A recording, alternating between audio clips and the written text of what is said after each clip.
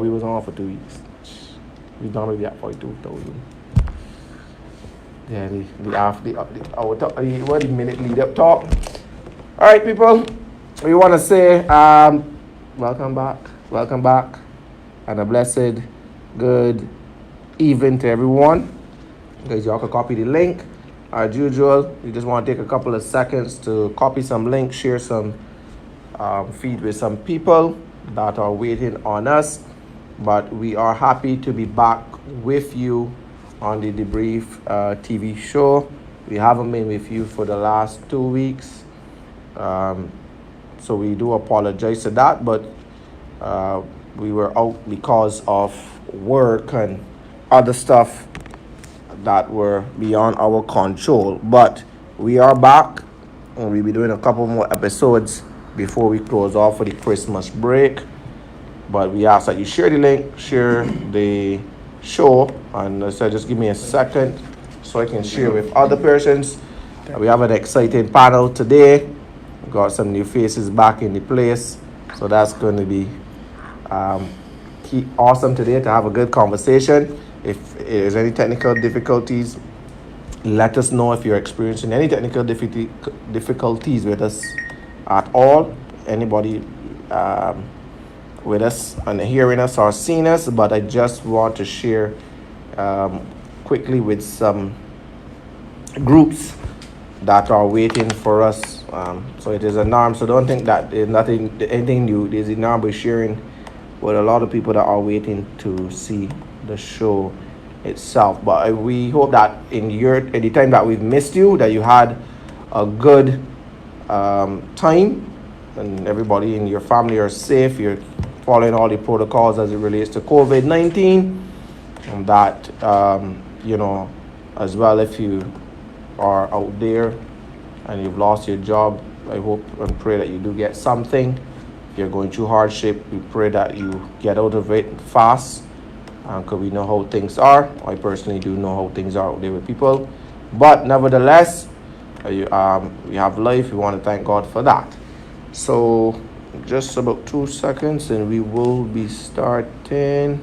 If you have any questions, we'll be taking it as well tonight. I said we have a very interesting guest. He's not new to the public space, or I gotta ask you a question, but I can ask you that question later. You should switch seats so that I could discipline in Kimar. But it could be a good question. Don't worry. But yeah, so we have on panel today myself, Kimar Safford, your host. Next to me is Kimar Stewart. Welcome back, Kimar. We haven't seen you in a while. And we have the Manny Small on my far left. I don't know if that's your right on the screen. And then we have on my far right, Crystal, the new addition to our panel, the lady of the house. So won't be the disciplinarian of the house, but we also have a very good, interesting guest tonight. None other than Mr. Jeremy Stevens himself. He's not new to any of us. He's always. Jeremy, you still do videos? No, I haven't seen the video in a while, so it's like, but he do some posts that I know, like, it's got you got to think when he posts something, because it be like, Jeremy serious, or Jeremy being sarcastic, or what Jeremy trying to achieve in this post. Like, it's like a mind boggling first, but I ever see like post that's like mind boggling for me, because it's like a lot of sarcasm and you post, and like I'd be like, highly sarcastic. I try to figure which way you. But I try. You keep asking more in terms of my teaching style. I'm highly sarcastic. Mm-hmm. I think comedy and pain are the two best ways to teach people something. And if it is I want to challenge something, it's best for me to slide it in as opposed to openly confronting people. And I am fairly laissez-faire, believe it or not. A lot of my views are not necessarily fluid, but they exist on a wide spectrum. So as a result, I know that they will rub the people the wrong way. But if I think I can add perspective to something, maybe a conversation or whatever, then I try my best to slide it in. So you might see it as comedy, you might see it as ambiguity, you might see it as downright rude, whatever the case may be, is meant to stir. Stir. You know, stir something. It does stir something for sure. But I kind of enjoy them, especially the fact that I have to study them before I do anything or whatever. Tell Antonio the only reason I wore it is because I had to rush to get down here, and I ain't had no better shirts. I am not bullish on Bitcoin, as you would know, Antonio. You know better than that. I like crypto. I have crypto, but I'm not bullish on Bitcoin per se. Fair enough. That's for all who coming on. But we're here with Jeremy Stephen, and we're going to be discussing the Barbados economy. He's an economist by profession, and he's been keeping us up to date on Facebook over the years as it relates to breaking down things as it relates to economy. And I think that was always good for me, because sometimes people come and they speak so big and eloquent, and you up in here trying to figure out what is this that this person's saying, what does this even mean? And obviously they're speaking from an economic standpoint with economic language that sometimes we don't understand. So I always enjoyed your videos where you break down, this is what it means Barbados, and this is where it's going and stuff like that. And I think a lot of people appreciated those short videos that would have really given us an insight into things. And I think that would have been reason for having you here to break down what is going on in the economy, because you break it down so simple for us, and that's what DeBrief is all about, debriefing topics and breaking them down for people to understand. And breaking down political hopefuls. And breaking down political breaking down. So yeah, and that is it's a heavy burden to his friend we do what we we do what we need to do. Man, Granville's my friend, man. Everybody needs comedic relief. I mean, not cinema. Right. So that was always good. I think that's reasonable. So we want to look at today as it relates to the BOSS program, the BRIF program, because I am still personally, I'm still a little bit baffled on these things and how they would benefit Barbados, how they benefit Barbadians. And then we also want to look at where the economy is going. We hear about billions of dollars in NAS, and then we're hearing about $1 billion plus in the central bank. And funny enough, I had a conversation with somebody the other day, and we were talking about if Barbados truly break, being the fact that you're saying, oh, we got $4 billion, we could hold over Barbados for 2 more years, and then we have $1 billion some in the foreign exchange, and we say, okay, so what is the development? Where is this going? What is going to happen? How are we going to feel the effects of a lot of things? How long can Barbados hold us out on this COVID-19 and bailing out people? We see a lot bailing out. So we want to delve into some things. I don't know where you want to start. You already sound like you're asking for a whole macro class, right? Yeah, I never went to university, so I begging for everything in this one session without paying the tuition fees. That's a lot, boy. But all right, I think the most pertinent thing that people want to know is, when the recovery, whatever recovery should happen, if it will happen, when it would happen, and more importantly, will it be better than what we had before COVID? And when you start from there, then it allows you to then explore the whole issue surrounding how vulnerable the foreign exchange reserves are at the central bank. They are still very vulnerable. And, again, I speak very openly. And pretty much the way the government has addressed it or chosen to highlight the reserves offers little comfort to me or anybody who understands economics. It's almost like having money that you can't touch, that essentially you have to pay it back. Right. So if I hear 1.2 billion in reserves, yes, I understand that it is within the government's right, especially when the IMF allows it to happen, that being a key part too. If the IMF allows it to happen, you can use it to bail out the country, to buy energy, because pretty much that's what the major cost of the reserves are, is energy costs. Government purchases your energy through oil and gas. Yes. All right, and then other little things that the government would do through working with the commercial banking system to the exchange, foreign exchange will pretty much leak out of the system that way. So when merchants bring in stuff from overseas, a microcosm of it, some will go out because people don't recognize this. The commercial banks have more foreign exchange in their own, I'll use this word reserves, although it's not the right word, because people will criticize me for using this word, but in their own reserves, the commercial banks collectively have more foreign exchange available to them. So it's almost like a symbiotic relationship between the central bank and the commercial banks to get money out there for the imports. So Right. for me, that's less of a worry, and energy cost is more of the worry. No, luckily, gas prices are low. So to get back to point, it just wanted to establish how vulnerable they are, regardless of how the government wants to paint it. It is still a very vulnerable situation because most of the 1.2 billion is what was lent to you. But And if you I could have- ask a question, I know that like a optics of illusion is that when the Democratic Labour Party was in power, Yeah. we had like this low 6 weeks reserve. So people in my, and even in me personally think that with moving from a 6 weeks to a 14-week reserve sounds pretty good, but I don't understand. Other than sounding pretty good, I don't understand it further from there. It just looked good that we back from 6 weeks to 14 weeks. All right. The best way to explain that, right, is, well, boy, I just got an interesting call there. Best thing to look at, the best way to look at it is like this. If you put, because you obviously have been doing a lot for the homeless and the destitute in society. A credit to you as well, too. Thank you. I was kind of reminded of that tonight Oh. when it was coming in. But if you give a poor man $10, put $10 in his pocket, that might, stretch it for the day. He might think that's a lot.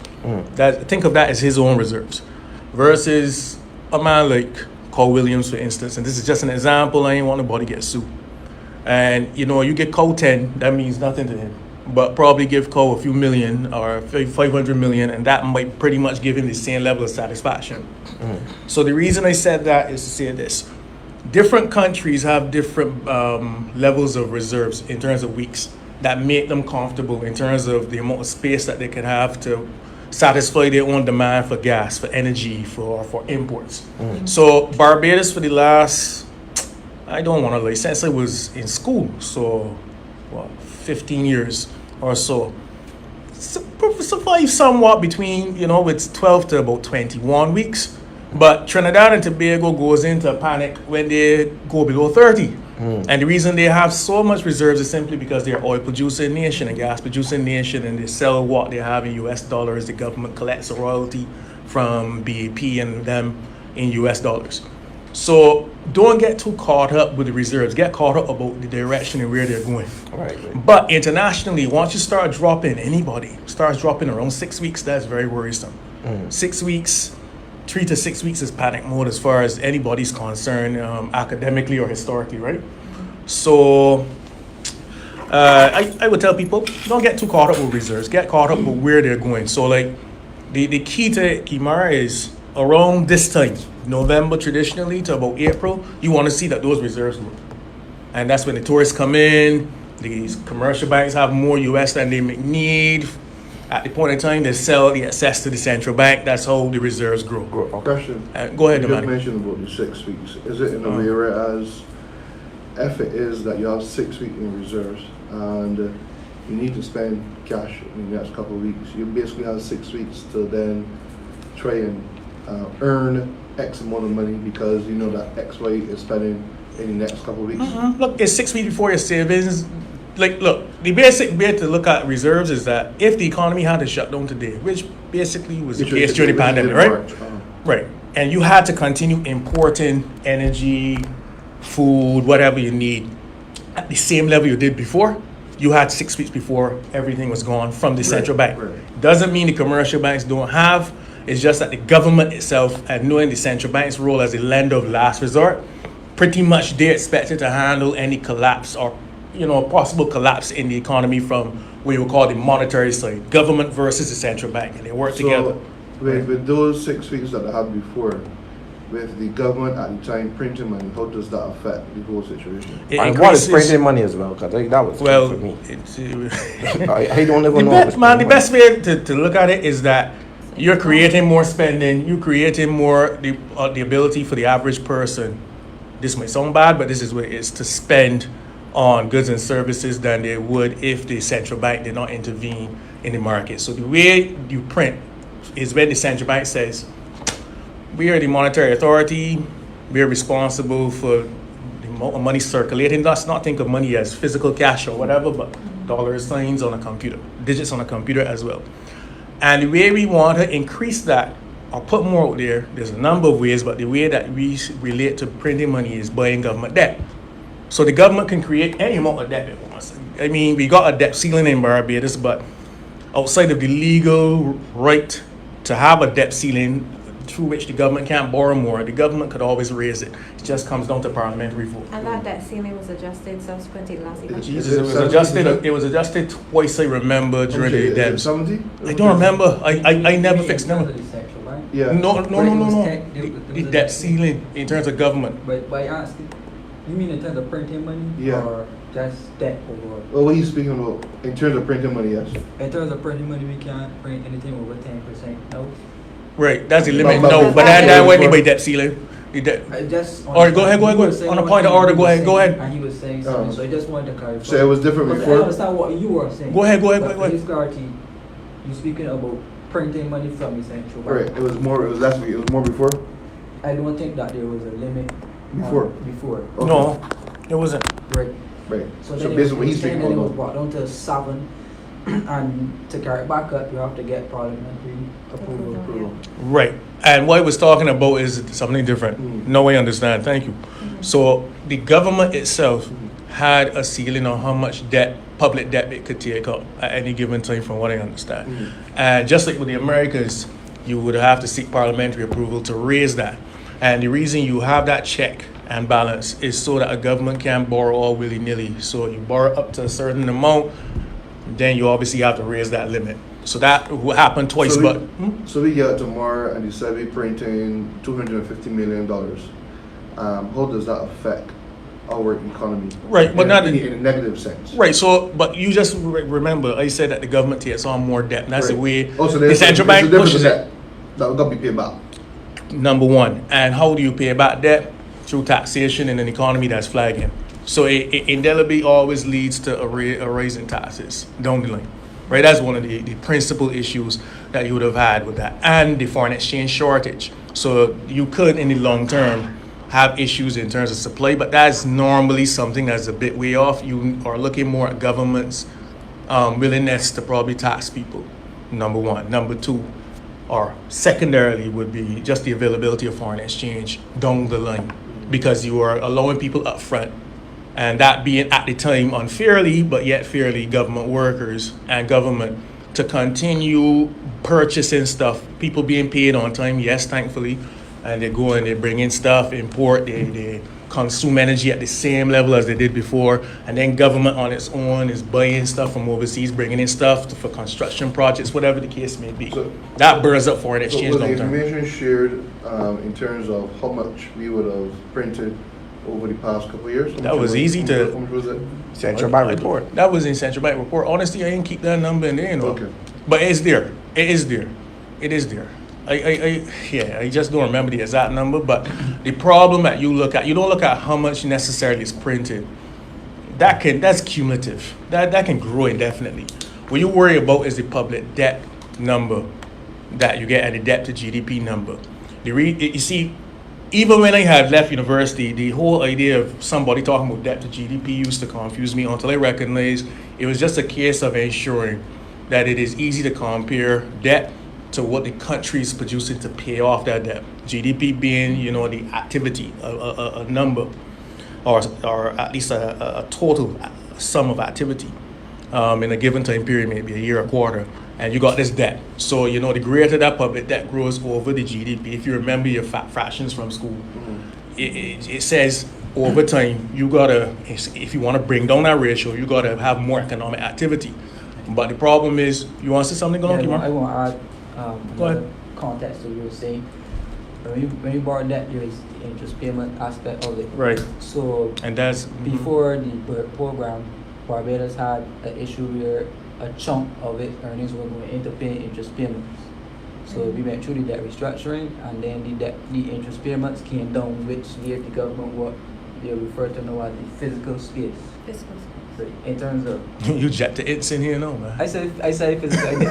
Jet to it's is known for talking about physical, Great. physical. Great. He's a deal. Physical. He's a deal. Oh, he was well known for that saying that. But overall though, borrowing debt for me is not the largest problem. For me, is the cost of that debt. Right now the IMF was the cheapest source of funding, I assume, for the country, hence why we borrowed from them. if you borrow in the private markets, it's way more expensive, whereas locally or international. So And the downgrades would have pushed up the cost of borrowing for us as well, isn't it? Interest rate will go up. Correct. Yeah, But the borrowing at the end, it might later malicious self. I never saw the borrowing from the IMF as the need for the money, but more for me, I thought it was a need for confidence back on the international market to let people see that our IMF program to get through That was a a recession. byproduct.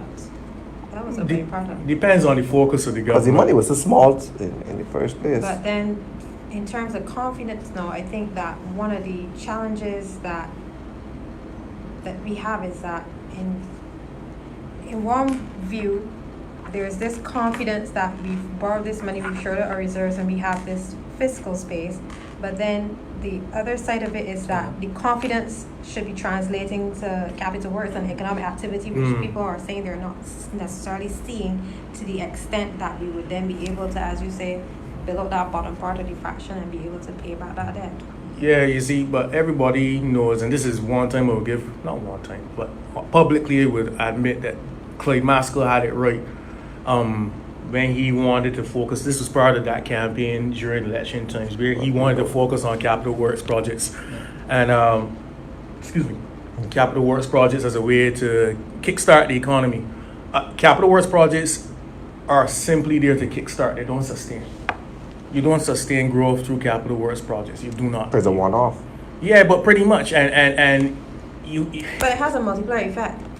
All actions have multiplier effects, but whether it sustains or so you can think of sustenance as one that starts with this big boom and somehow the multiplier effect just weakens slowly over time. So meaning a multiplier effect says you spend $1 in this area and it redounds to some kind of revenue or tax revenue long term, right?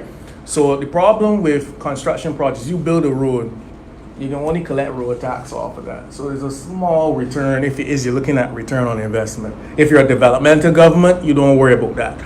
But then if you offer tax breaks to a hotel, and I have always said, and I don't care who's watching this know, that giving tax breaks to large tourism projects do not redound to as big a multiplier effect, to use a word, as many people think. Isn't that why the funding to the BTMI has been drastically reduced? I don't know. I really don't know. I got that impression that the reason why we would have pulled back on the hundreds of millions of dollars that we would have traditionally given to them for tourism marketing was that the money wasn't necessarily making the 360 and coming right But back. some of these big As a people matter of wasn't even fact- in next year. No. What happened? All right, so now my brain back on. Thank you for turning my mind back on. They were actually trying to reduce that expenditure from the government's purses and passing it on to those who travel. That's what the departure tax was really supposed to do. Yes. To fund BTMI and Yeah, whatnot. that room levy. So it wasn't necessarily a cut, but yeah, it was a cut, but more a reallocation. So basically, they're looking at direct ways to fund programs then. Well, that the, Instead of funding the BTMI. BTMI is being funded on their success, Right. as opposed to money in your tax dollars. Right, correct. Right? So Right. on their own success, if they had successful Yeah. You're campaigns. bringing people, Yeah. you get. That's the same situation with the Barbados Water Authority and the sanitation being funded by. You had already no. I did some. So I was just being dirty. I just being dirty. But no. You thought it, right? Oh yeah, but you should expect that nonsense from me. Go ahead. Right, so the sanitation. You is- should have sit down over here. We ain't sitting on that chair. It's getting licks.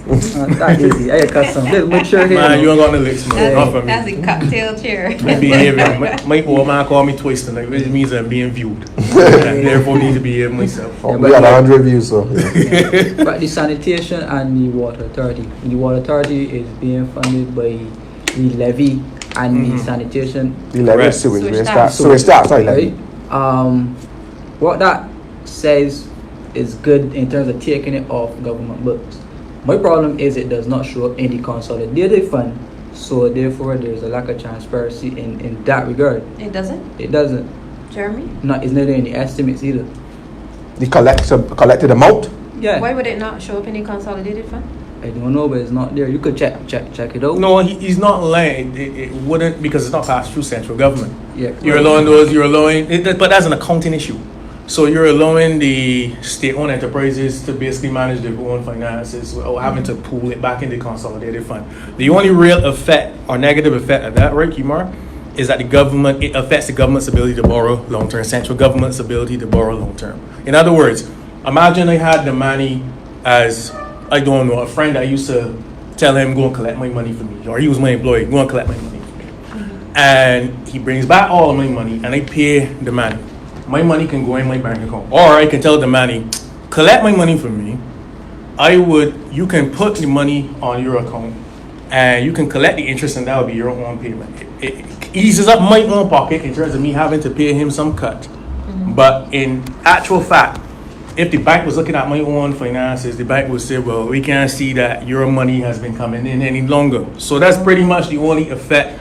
It to me is an accounting effect, because pretty much if you look at the amount of debt that these state-owned enterprises ran up on the central government side. It's scary. Yeah, so it's a separation. I understand where you're coming from, and they could see real problems with a raise long term from there. But it has to get to a point, I can be honest, where central government has to let them manage those accounts separately and distinctly. And to me, the consolidated fund is so overdrawn, it don't even matter what going there anyhow. You ain't gonna see a positive balance on it ever. It's overdrawn. That is drawn down so bad. We got two questions here from the audience. We got Wayne Hoyt saying we keep hearing about these capital work projects. How many have started? And also David Simpson. How much has the levy taken off government in terms of the operational costs for BWA? Let's see where you going now. So the But two Kimar, questions. you can handle that first one, man. Because that's only We keep hearing that's about only these capital work one projects. How much a project needing of a political response. I am not sure how many have started. I know that there was the Hayat, the Sam I Lawrence, started? but he's not, like, he ain't get passed. Has government? Oh Lord. I think government has a vested interest in Hayat. Which one? Oh, both previous and no. Well, the previous government started. Kimar, you was on an angle. Continue here. That man leading you astray. You was on an angle galore. I think government started or has a vested interest in Hayat, the Sam Lawrence, and a couple other hotel projects. At this point, I do not know if building new hotels is a worthy investment for the long term, given what we are going through right now. Tourism is going to rebound, yes, but I do not expect it's going to rebound to previous levels or either outperform previous performance. So I think that and not just my speculation, but I think that we should hold off on building new massive hotels. Right, building new massive hotels, either the short term or medium term, until we could see a clear indication that the industry may recover and outperform its previous performance. But another thing, Kimar, is that if you decide to halt capital works program regarding building hotels, Ain't gonna drop. and then you have tourism restarts, and then there's You're a left boom, behind. you can be left napping. I know you're from the LP and you're accustomed to being left napping, but we don't operate that way on the other side. But I understand your point. Whereas That should sound more wicked and live, yeah? I actually wanted to make a similar comment because ultimately And she's the the settlement extent, virgin.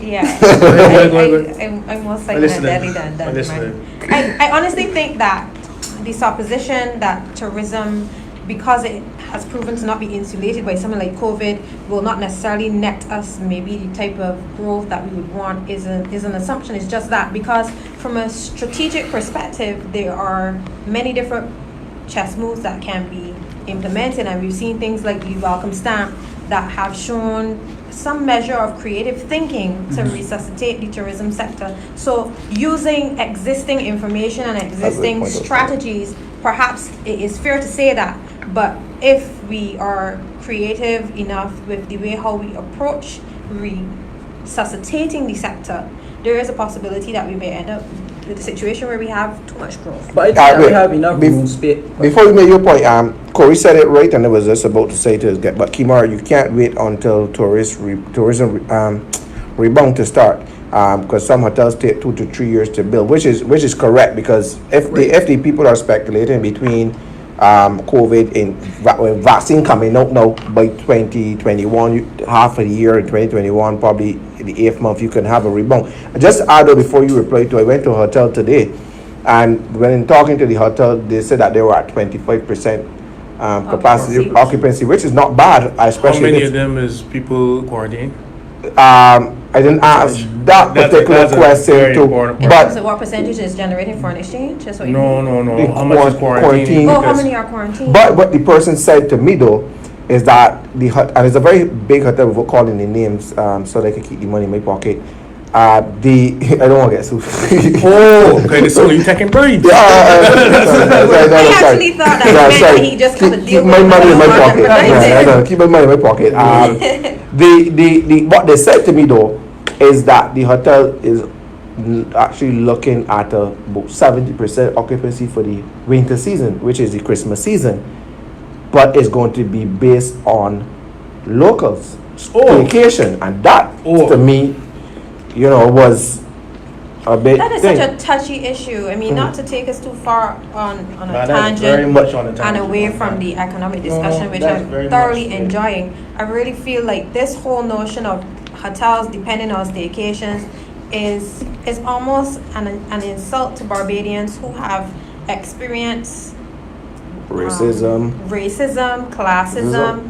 They've been treated badly when they went on hotel properties, and now all of a sudden you need us, and you're sweetening us. But we ignorant in the sense that we know that we are being treated bad, or we know that we've been taken for a ride, but we still go along for that ride. Like a horse with 3 foot, and we still want to and I'm seeing a lot of people commenting on this whole movement of more staycation business and opportunities for citizens by saying, what will happen when the tourists come back? Will you still be extending these deals to locals? For 7 days and the and go back to answer is the old. obviously no, because if you can net 500 US a night from a tourist, but for a staycation rate you're doing $500 Beijing for 3 days, Friday to Sunday. Obviously, from a revenue perspective, it's a common sense thing. David Simpson come back on the staycation stock that you have. David available. Simpson said that Christian is part of the new Let strategy. me read the David thing. It's part of the new strategy, whether we like it.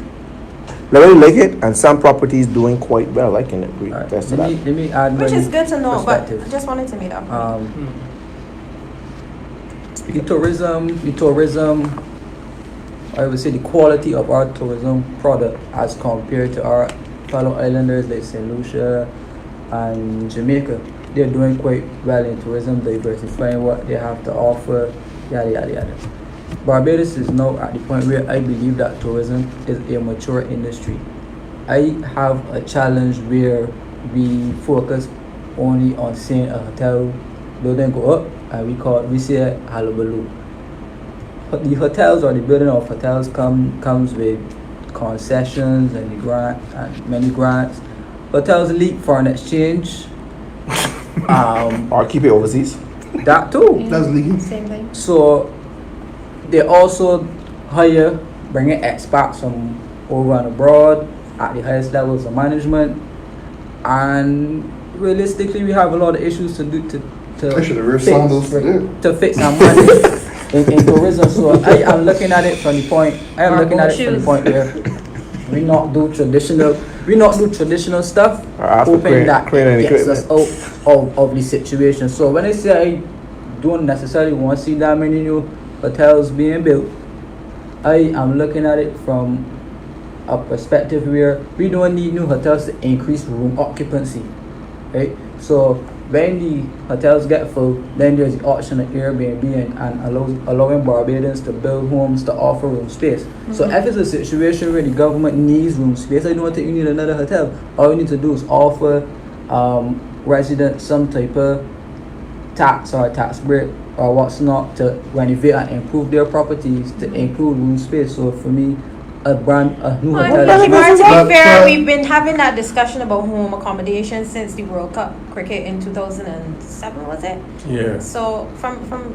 that perspective, I get you, but I do understand that the increase in hotel room stock allows us to then We need big increase the projects. number of people who can stay and spend money on the island. Project. But I think the greater point coming off of what you were saying though is that yes, tourism is a mature industry, and it seems as though aside from that and international business, we don't really have any major FX earners for us in our economy as it is currently structured. And perhaps, Jeremy, you could weigh in here as the expert in terms of what you see as that the outcome of that in the medium to short term. I to me, it's a fairly simple situation we have at hand, right? I mean, to rebut, we'll get on to what you're asking, but to rebut to something you said earlier, it's expected that once things recover and the best program is paid off because they owe money, pretty much the locals will be cast aside for wherever the better money is, or the hotels will do what I think is a smart strategy. They should really take the best money and retrain their people to deal more with welcome stampers and other areas that I will not broadcast on this program because I haven't thought through them as well as I should. But they should look at it as a way to reform business at this time, because you're not going to, the locals don't have the money right now because it's a race to the bottom. There ain't really the money circulating, so you shouldn't expect the locals to prop up all of this exquisite properties that you had that were costing you a lot because of all the loans you took on as hotel businesses. And as a result, pretty much it's just a race of buying time. So no matter what's going on, the locals are there to help buy time. We are there to help buy time. And the hope is that buying time helps to maintain some jobs. Yes. Some, not all. Because if anything, to go with the beach slippers, according to Damani, right, to go with the beach slippers business, anything like them, they've been reducing staff here around 20%, right, at this point. But we're trying to maintain. Coming out of it, you got to look at, like tourism, no matter how you market the business, and I like to think about this really simply, no matter how you market the business, it comes down to demographics outside and who you wish to go after. You gotta wait to see how effective the vaccine will be. 94% doesn't offer a lot of confidence. Number one, I'm not a doctor. 94% from Russia. Right, and you could see West Indians taking Russian medicine, or Americans doing it, right? Right, good. Let me move past that. Russia, Made in Russia. right, exactly. That you can't see that happening under a Biden government, especially given the ties that Donald Trump would have had. Right. Exactly. So that 95% and Russians just come out here, but in a small number, and spend probably the most money per head. So maybe that will help the business to a point, but only people More up the than West Coast. Nigerians? No, but I hear he said Nigeria, Okay. right? But you the weddings I hear, but the Nigerian weddings on the West Coast, legendary stuff. But the point I'm making, right, is that on top of the fact too that any vaccine they put out, it's still left to be proven that any mutation of the virus going forward, a little bit I understand with virology, that because the virus will mutate, that you will have another round of vaccines that could be even nearly as efficient or effective. So that's one of the issues. So going forward, you would expect that persons who can't afford to travel will be more likely to even want to stick close to home base. Like what's happening with some people in the UK. A lot of people have left London during this lockdown. They're going in the countryside. You expect a similar-ish kind of behavior, probably hopping back over into France and Spain and eschewing probably long-term travel or long-distance travel here to Barbados. So what it calls for in my mind coming out of this pandemic is understanding who is willing to spend money with us. And I'm going to use this show to campaign something that I've been pushing for years. No problem. It calls for looking outside of Europe and America. And even so, UAE again. You know more than they thought you know. The Chinese. I know he can't not comment. And no, I deserve it because whatever. But the UAE is one. Southeast Asia, Bangladesh.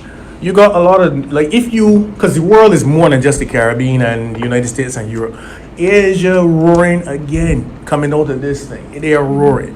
They're going to recover back to where they were long before anybody. South America?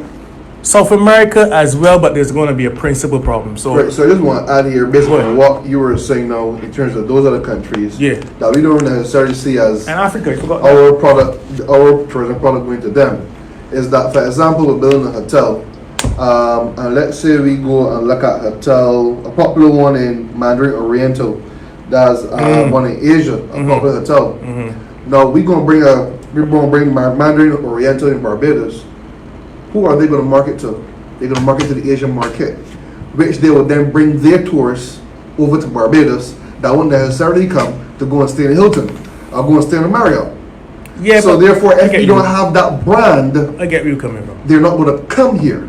But I could actually fight that in another way too, and this is me leaking, putting out there my personal business. But again, this probably might stick because people malicious generally, right?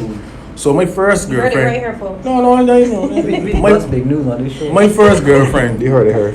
is a Chinese from Hunan province. Your first girlfriend? Very first woman to claim That that I was was a committed Comer, to. or that's No. after Comer? This is after Cormier, man. This is Imperial College London. She ain't call you Pingling. First girlfriend? I get so much heat, right? I get so much heat on the basketball court for the other day. Man talk about any chili got the meaning one wing, 2 wing, and then a breast, Or a and shit then a wing. breast. So okay, the nonsense from now. So drop the pop. Poor man asked me if she sideways or up.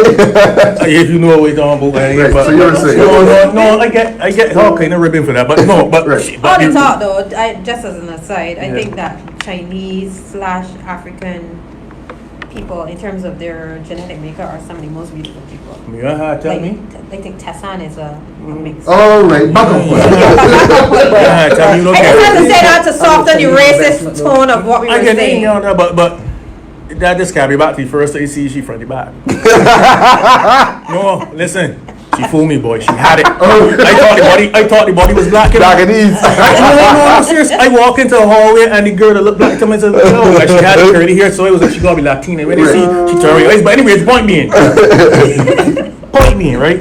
She taught me one important thing. If you want Chinese to travel, particularly Chinese with money, is not necessarily the brand name hotels. And this is the important thing that we need to understand. That matters in terms of marketing, right? It is family connections. She said to me a long time ago, if we wanted to see more Chinese with actual money based in China coming here, market to the family English speaking countries.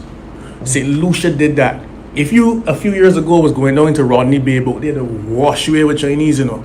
And as much as Alan Shaston politically I don't agree with a lot he does, he understands one thing, and it's marketing, tourism marketing, right? But my point being is, we don't need the brand name hotel just because it's well known. It's more about understanding what really pulls people to a place. Chinese will come, what? They have the money, so the money is not the issue. The travel distance is the issue. These people go all over the world.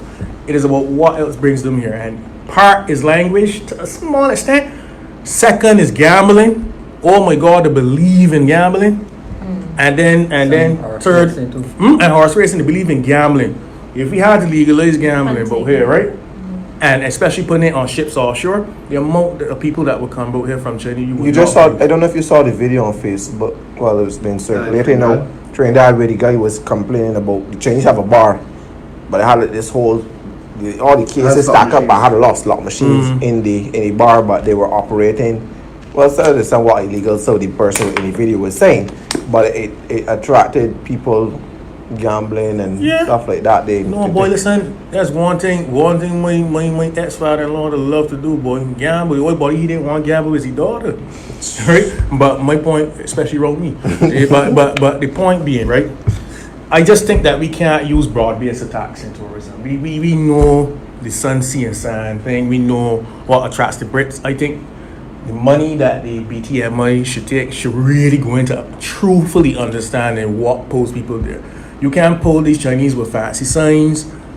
Something as simple, man, and I'll come off this point, but this may be helpful for whoever has the ear of whomever, right? Something as simple as knowing where to place your chopsticks. Just go a long way. Yeah. Nobody can hold, like it's only Donald Trump now, nobody can hold chopsticks better than me, you know. That was the difference between me being able to stay with my ex-girlfriend's house or not. And this is to do with the parents, no, because you had to see as if you actually were willing to meet them halfway. And that's a very important thing in that culture, right? So I'm saying we can't just go with the broad-based approach. And this time, yes, people want to hustle for money. We should be really looking at taking stock at rejigging the economy and using practical ways to kick off tourism if we want tourism to be that industry to drive us into the future. I don't believe it is, but this is beyond me alone, you know? So that goes back to my question then. So if not tourism to drive us, then, or what else do you think? Before you go on, there's a comment here from a viewer. This person said that. So we intellect.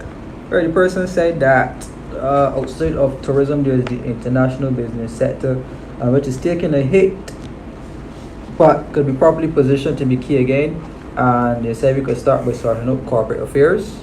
It's practical. The person also said that regarding tourism from Asia, that may be a tough market. Asia has many Caribbean types of people.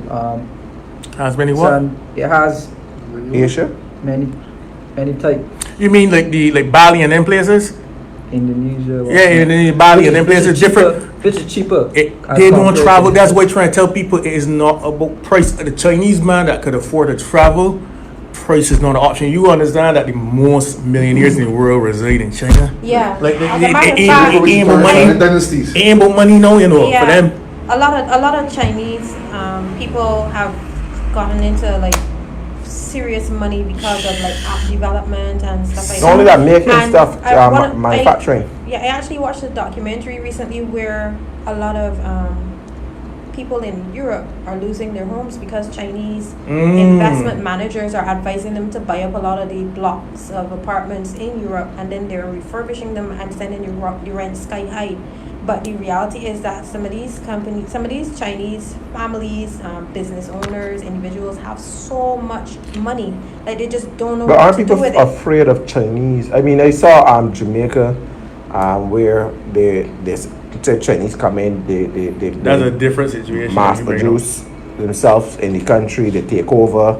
Yeah, that's That's a different story. Boring. You're looking at the Boring debt. for You're looking the at debt. You're looking at debt. That That's debt. That they're coming here because of the Highway 2000 and whatever, yeah, and the But- port. I actually have a quote here with all Not the just Chinese, strategy. with all the Chinese investment in Bahamas, the Caribbean. Bahamas is another area that's interesting. And I think that the Chinese has significant state invested in the Caribbean to the point that it's becoming a bit Antigua, frightening. St. Kitts, Antigua, Jamaica. St. Kitts. Yeah, St. Kitts is China or Taiwan? China. It's St. Vincent as Taiwan. You know, I don't remember. I just know they got some nice roads out there on the peninsula. Yeah, but I think that, and they asked this question at a forum at the Barbados Center to the Chinese contingent that was there, and I asked her about Chinese investment and the repercussions of doing business with the Chinese, and she said that it is not up to them what happens, but because they can only negotiate. So whatever you receive as a participant comes down to how skilled your negotiators are. So given what she said, that sparked my brain in the sense that we need to focus on who are our diplomats and who are our politicians as it relates to negotiating with not only the Chinese but anybody, the IMF, the World Bank, whoever, because we are seeing situations now where our people are becoming disadvantaged by doing business with some groups, right? Kimar, you think out of your conversation with her and she give you that advice, you think that we should, as a people, go ahead and based on what you mentioned? Well, not just In terms of choosing a diplomat and politician and blah blah blah, in terms of negotiating, you think we should go that route? I don't think that the international community has any or has to be nice to us. Nobody has to say, well, you're Barbados, so let me give you special treatment. I think we had that in the earlier times when we had the preferential arrangements for Europe where we could export sugar and all that, and people had a soft spot then. But now you generations removed from that, you have a much younger crop of politicians and diplomats. Right, in so these should we choose these countries that have a negotiators? different mindset and mentality towards the region. So now we have to re-educate our people as it relates to the ins and outs of doing business with the international world. Because China may say that, but then Africa might say something or 10 things worse. So but you can't cut off yourself. Actually, I saw a completely. study recently that said that Africans are warming up to Chinese investment, and they're not as antagonistic towards the presence of Chinese. Like they're seeing a greater benefit than maybe 5 years ago. Fair enough. But this whole notion of China, I don't really want to touch on it, but it does raise a lot of questions for us from a diplomatic perspective, because there is this view among the like-minded, the Americans, the Canadians, the Brits, and so on, that moving in the direction of Chinese investment and, or to put it raw, getting in bed with China has consequences that may not necessarily be desirable for us. And one of the things that I've heard them point to is the fact that in Africa, what the Chinese have been doing is funding ports. And Yep, then if and you they can't take it pay back. back, they own your seaport, airport, whatever. And once you for own trade, 50 years, 25 years, whatever the terms and conditions of the loan are. And a lot of the African countries, because of the financial difficulties that they continue to face post-emancipation or post-colonialization or whatever, are unable to maintain the loan terms. And as a result, then China has increased its presence in Africa in that way. And they are, when I say they, I mean the like-minded, they're saying basically, the Caribbean needs to be very mindful.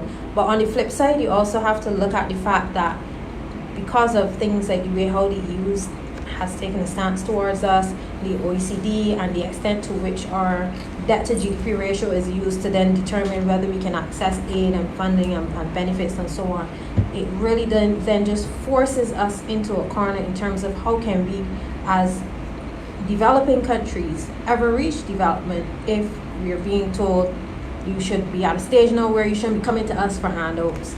But then China's here offering you assistance that can help you to ramp up even in the face of challenges with things like blacklisting. So from a diplomatic perspective, as I said, it's touchy because obviously we would have seen under the Trump administration where he would have handpicked or cherry-picked a few of our Caribbean leaders based on their perspectives on things like that, their stance on Venezuela, yes, and so on. And then they were promised all of these goodies as a result of their being like-minded.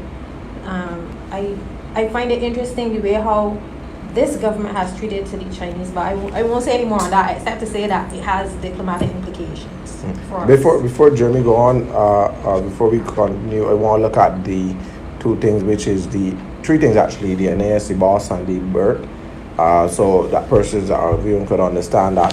Jeremy, which one of the three of those would be your ideal one to hit up first? So, I ain't hitting at nothing. If you want, But that'd be a dialogue. if you want Let's talk explanation. about. I think we want explanation. But let's talk on the BERT first, because the BERT is the Barbados Economic Recovery, and people have been hearing a lot about that.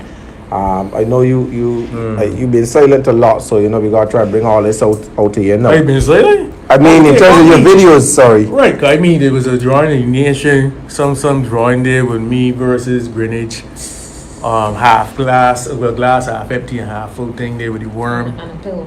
Or somebody. Yeah. So because I know I've said my piece on Bert, but I don't mind. Yeah, just for our viewers again, Of we need course. to bring it to debrief. No, of course I don't mind it. No, I really don't think the Bert is going to be as that's- effective Not as you. they think it's going to be. And as I was explaining to somebody in a Seoul gas station just before he came down here, actually, my issue isn't the numbers. My issue isn't how much money they're spending. My issue isn't even that they're directing a lot of money towards tourism to build out tourism projects. That's not my issue, because it's guaranteed not to work to begin with. And that's not being a pessimist, it's just understanding culture. And that's where all of my research and all of my energy goes towards. I check to see who's running it, what's the behavior of the people receiving the typical behavior of the people receiving the benefit. Yeah. And what have they done before? And then on top of it, what is different? So what is different is that this might not be the best phrase, but that the emperor, not meaning the PM, but the emperor, the game, is wearing the same clothes different clothing, same game, right? But essentially, the way how the Barbadian economy is built, and it is service driven, and a lot of our ability to purchase, our purchasing power, is closely tied to tourism. No matter what you do, if people are not going to come, if people are not going to spend like they once did, because where they're coming from, the economy has not been that great. Unless you could attract the millionaires, or unless you do the welcome stamp program and you multiply that by 10. And I don't see that going up to 10,000 people just yet. The program has to prove itself. Unless you get that replication, pretty much the BERT program is just, again, another semblance of buying time. Also, the BERT program, and people think it's a fix-all, it is not even a recovery program. It is basically about buying time.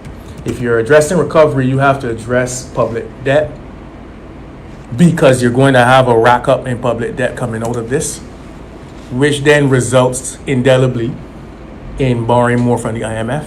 You hearing it here right now. I would like to be wrong, but they will have to draw down even more. And this is outside of what happened recently in terms of the drawdowns. They will have to. What do you mean after it's done, they will have to go back They in? have to draw down on top of what is owed next year. And this isn't me talking it. So this is just, for me, it's logic. I would say a privilege in that regard. For me, it's logic. They will have to, right? Simply because everything that is being done now, or was being done up to this point, was based on a recovery in tourism in November. I probably was the only boy that came out and said that happening. And it has not happened. No, it is being said that we're recovering by May next year. That ain't gonna happen. Britain just went back into the lockdown. China, the great and mighty China, took 6 months to recover post-lockdown. And they even roaring as they were before. The mighty China. United States will only begin to deal with their corona issue, COVID issue, in January. With vaccines. Canada got brutal winters. That's into April before you see any semblance of normalcy up there again. UK locked down some people. UK locked down again, and UK is not firing on cylinders with China. So I expect 8 months. So on those grounds alone, I ain't gonna go into the fancy numbers. Since our economy is predicated on tourism, and every decision that's being made is based on that. How much money you would give to Kimar to do what he does is based on that fundamentally. You can't expect that the BERT program, which has those timelines, will work the way it's supposed to. So that's why I said it's more of a buy-in time than a recovery. On top of that, it hasn't addressed public debt. It hasn't addressed issues surrounding additional refinancing that has to come. Mark my words. That has to come. Right? It hasn't addressed those issues. So the BERT program will have to become Ernie next May, as far as I'm concerned. Right? And no, trust me on this, and it's not a matter of crying, no. I just prefer that when the government does something, you might see things in a vacuum. I think it's our responsibilities. I don't care what political parties you all may belong to, but I think that general citizenry should also add a view to it. And it's my view that they're being awfully optimistic about the economy even recovering next year because of BERT. BERT will not work that kind of way. It can't happen. Look at the drag-outs now involving the union and this hotel business now. Like you got more of that. You got more hotels. You got more of that to expect. How did we didn't went into COVID? Sorry, and I forgot. Hold that point. I don't normally like to interrupt. And we're in the period where you're supposed to be building up foreign exchange. Remember I mentioned that earlier? You build up from November to April for the rest of the year. And everything else, the budgeting that has to be done in terms of the estimates, all of that's based. And still don't know if they haven't cut over either. Or even that. But and that's even a small bit of foreign exchange. But even then, sorry, go ahead. One might be able to argue that because of the lockdown, the demand for oil and gas would have been reduced, and therefore the demand on the reserves would have almost been in balance with the reduction in the earning of foreign exchange. Agreed, but yet you want to embark on capital projects though. You just saving on the oil, but you're gonna bring in stuff. So the import parts of it might take up. No, it might not overwhelm. And you are right. I ain't gonna dispel you said. You are right. That might buy you time. And actually, Barbadians are actually importing more now than before. So we're using up more foreign reserves on that end. On that end. That's a smaller portion than the energy cost. Yeah. But that's the problem. But you're not building. And you're not building outside the barn. That's in spite of the Facebook tax and the Amazon tax. Yeah, that's been successful. But that I would say that's successful. The reverse of that. Successful in terms of dampening demand? No, successful in terms of government. It's successful. No, because Barbados has it's either 48 to about 54% credit card penetration. In other words, everybody in the ones that on Facebook, on Amazon, everybody ain't using it. So for me, it wouldn't dampen demand because the people that would have traveled, even if it was normal days, are the people who bring in the stuff. And that's the trade-off you're getting. So like, for me, it ain't dampening demand. What it has done is it allows government to pick up a. If I hear them at 20 million off of that, I would be happy. And I mean for them, and not generally, because I don't see that redounding to anybody's benefit per se just yet. Because government expenditure on salaries is 50, well, because they ain't really saying on about it yet, right? So 54, 48 to 52 million a month. So I don't really see that redounding to the benefit per se. But, you know, the point you made is extremely valid. Yeah, it might not be as there as I think simply because energy costs are cheaper, right? Fine. But it hasn't fixed the problem. It doesn't put government in a situation where it is guaranteed that it could meet their debt obligations, because there's a debt obligation that's supposed to come up. That one in 2023 got restructured, but there's one that's supposed to come up in 10 years. Even that is looking sketchy based on the fact that the IMF loans have to be paid off within that time period, 2032 or whatever. So, like, you got some fundamental issues for me that I think should be at the front of our minds while trying to chug along. You know, like, yeah, we can sustain for now, but you know what, don't take your eye off of 2032 just yet, because you can got a problem there. Like, that's guaranteed. You can got a problem there unless you restructure it. You still got to deal with the IMF at that point. So, like, and there's other things too. And fundamentally, look, you got to open your eyes. Everybody in here, I think you guys more street smart than me. I wasn't raised rich, but my father and mother never used to let me go and play. I had to read books. That's how I get smart. Joking, right? But the point being is, everybody's seen the dilapidation going on around us. Primary schools where roofs falling, and things that I could never imagine would have happened even in my time in primary school. You're seeing a lot of issues surrounding the roads, and yet you had a $250 million program. I think it was from IADB or CAF. I can't remember which one. You mean for the road program? IADB. IADB, right? That's from that money that Right. wasn't used by the Last previous government. Okay.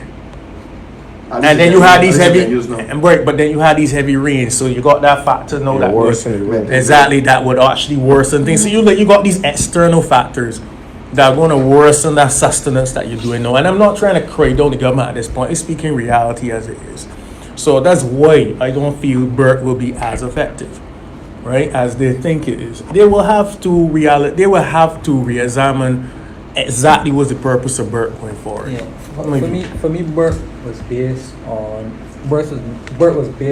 the tenet of having the ability to repay the debt over a period of time. So I think it was up to 2033, Right. where the IMF said that you will now begin to see some type of clarity in terms of the country fully improving. Right? So given all Jeremy would have said and all the other factors that would impact your physical accounts, I think the government will fall short from a financial perspective. Also, if you look at the lack of complete reform to the public sector, I would more say a lack of diversification of the economy, where we could fire on other cylinders other than the ones we traditionally relied on, is where you will start to see the fallout. On top of that, there's political fatigue as well in terms of policy issues. So there's a lot to take into consideration through the eyes of the BERT program. What for me was alarming was the surplus. BERT had a tenet of achieving a fiscal surplus. Not fiscal, current. Sorry, current account surplus. Yeah, it can be fiscal. This is The rate off the debt. the primary. Right. Primary. My bad. The primary surplus of it was 6% to be held upwards to what's the year? It was to be held up to 2022 and then reverted back down to I think around 4.5%. So given all that we went through, how now are we going to reset a target of 6% given the shortfalls that we have in collecting revenues into the government coffers? So pending that situation, we now have, or not we, but the government now has to say to Barbadians, we need revenue coming in from somewhere to try to maintain this BERT program, because we can't run large deficits in the program, I don't think that would be a good notion from the IMF's perspective, right? So where are we going to get this money from to be able to achieve the results on the revenue side from the IMF? Because we can't cut much expenditure, because if we cut expenditure, one of the largest items is wages. That means that you got to send home people now. And how you going to send home people in the middle of a pandemic? And then there's not a high prospect for job. You're looking at political anarchy in my analysis, but I have hope and I believe that we have enough bright minds that we You have hope in this government? I have hope and I believe that we have enough bright minds, That's good to political know. or not, to try to come up with some innovative ways to get us out of this predicament. Again, I think people really misunderstanding, and I saw what Dominique said just now. It's not a case of criticism. I actually think the angle being taken is correct because you have no choice. It takes. I think people don't understand innovation, you know. I really don't think people understand innovation, how long it takes to innovate, how long it takes to scale, how long it takes to earn the trust of a market that's outside of your own environment. Meaning if you plan on exporting, right, the product. Trust me, ain't our space. It takes a while, right? That's the first thing. It takes a while, especially when you come from, as far as they're concerned, a third world country, because people still use that term in their own quiet quarters, and when your population is viewed in a particular shade. Let's put it that way. That has something. And as a result, I don't mind if you chug along.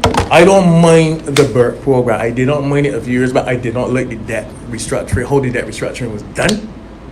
I didn't think that fixed anything, right? And no, it has really... What did that restructuring? Part of BERT, yeah. I didn't like it. What you didn't like about it? No, I actually campaigned for debt restructuring. I did not campaign for the way they went. You mean like the about it. haircut and so on? I did not like the haircut. Haircut has some implications, but That's why you don't get yours cut. there's more about me trying to reach higher heights, Unintended. right? Higher heights. But no, I didn't like that. I don't want to spend time explaining because that's another conversation altogether. Corey, But what you're saying, the issue isn't the number of minds numbers of being minds. It's rather the minds will right be minds will invited. be invited to right, but that's part of the issue. I don't be invited to no conversation. That's way quiet.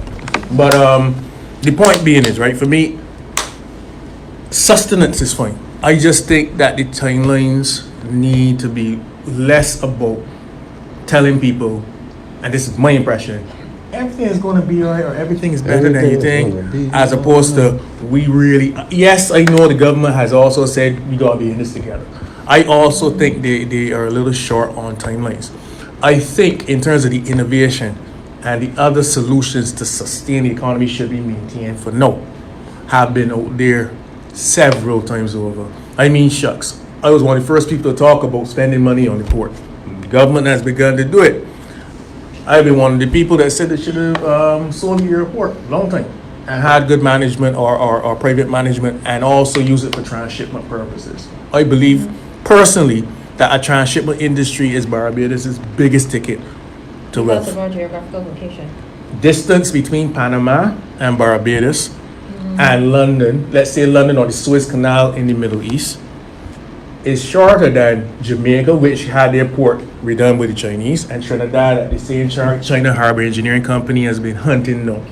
We lay along the shortest shipping route. There was a reason the slaves stopped off here. Our ancestors stopped off here first.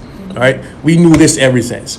And on top of it, it has the double effect of, or the coupling effect, to be more precise, of lowering the cost of living in Barbados. If you get bigger ships coming here and dumping off some of their stuff here as part of the imports, it remains to be cheaper since you're bringing a bigger volume and the ships are going out full than what happens currently now When it comes to customs, a lot of things don't work how they're supposed to work. But that's a more operational issue. I just talking about the financial part where when you import in Barbados, when people bring in stuff in Barbados, things leave empty.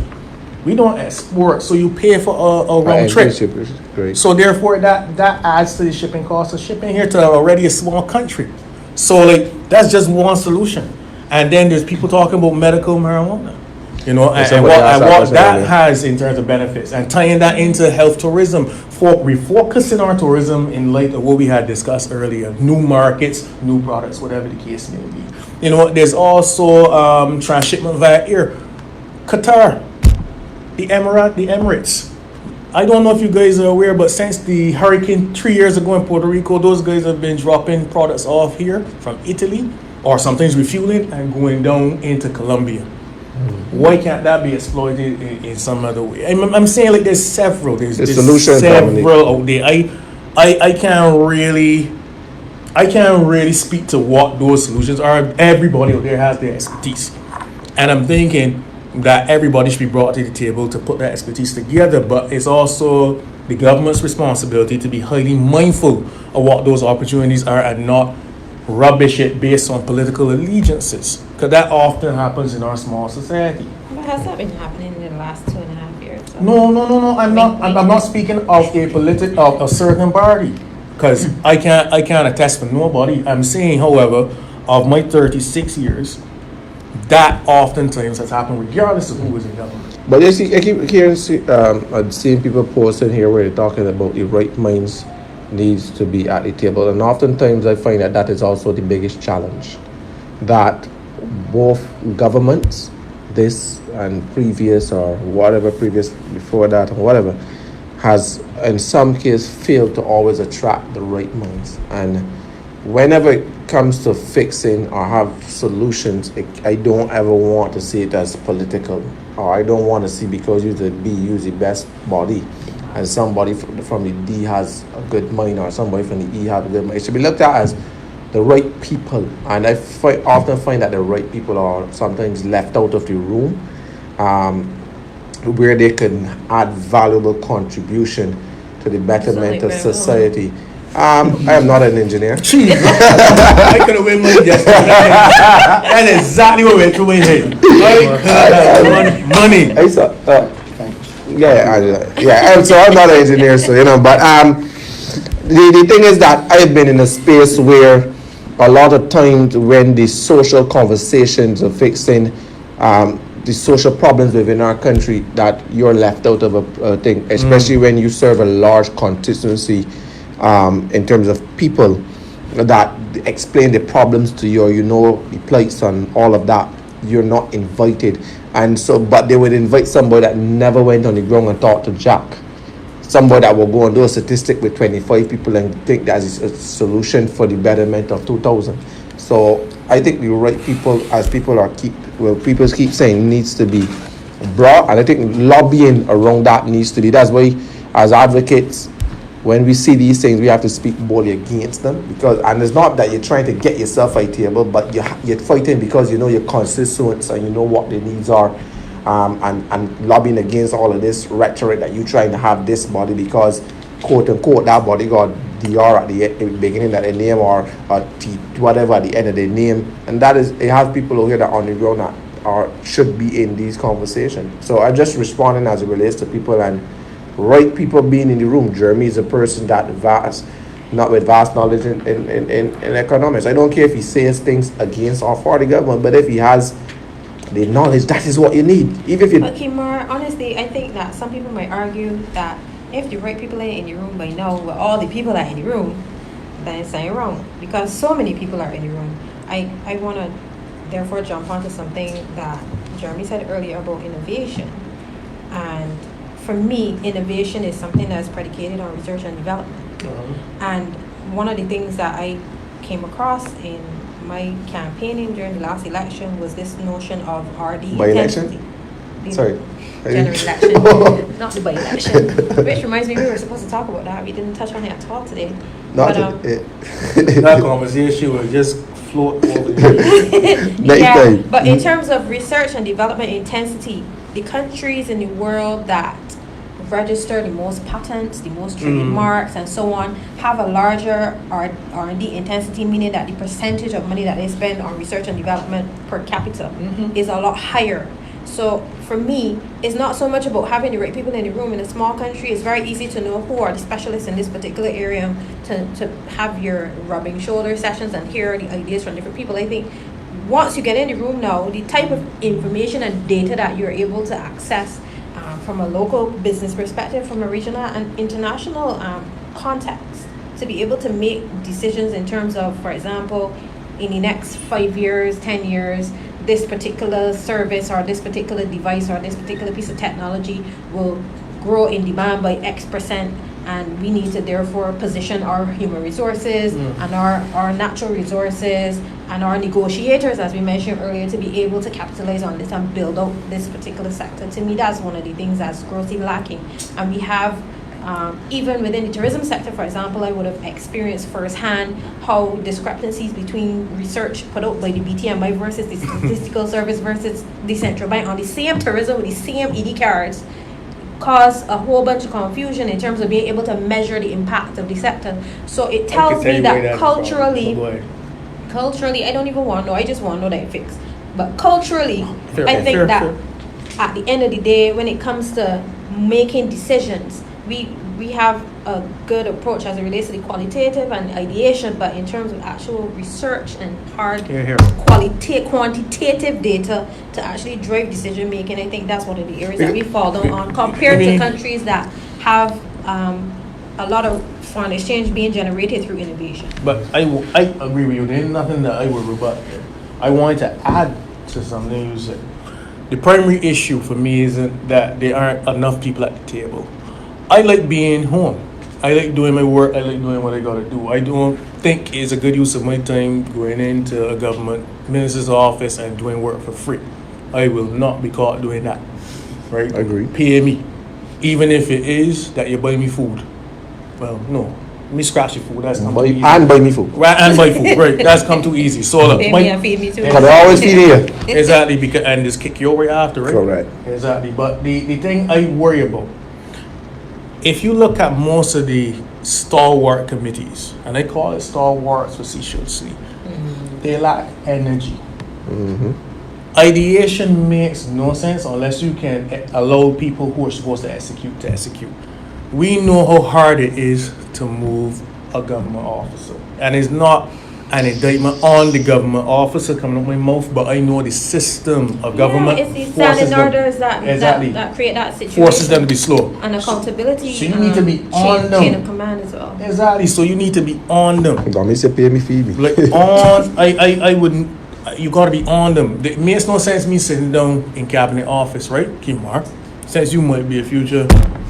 What normal ministry was it? Well, I don't call that name. International business minister or something, right? Not because of Donald, but just the thing, right? Or minister of finance, right? And you trying to read ahead of me, and like you a lot of The money's so dirty, right? But if the money dirty, and they got the money transparent, The money is thinking, what coming up? exactly. But no, the point trying to make, right? It makes no sense if Kimar that says years down the line. I older than Kimar probably by about 10 or 15 years, right? Let me call 65-year-old Jeremy to come in here and advise me, and then write some recommendations.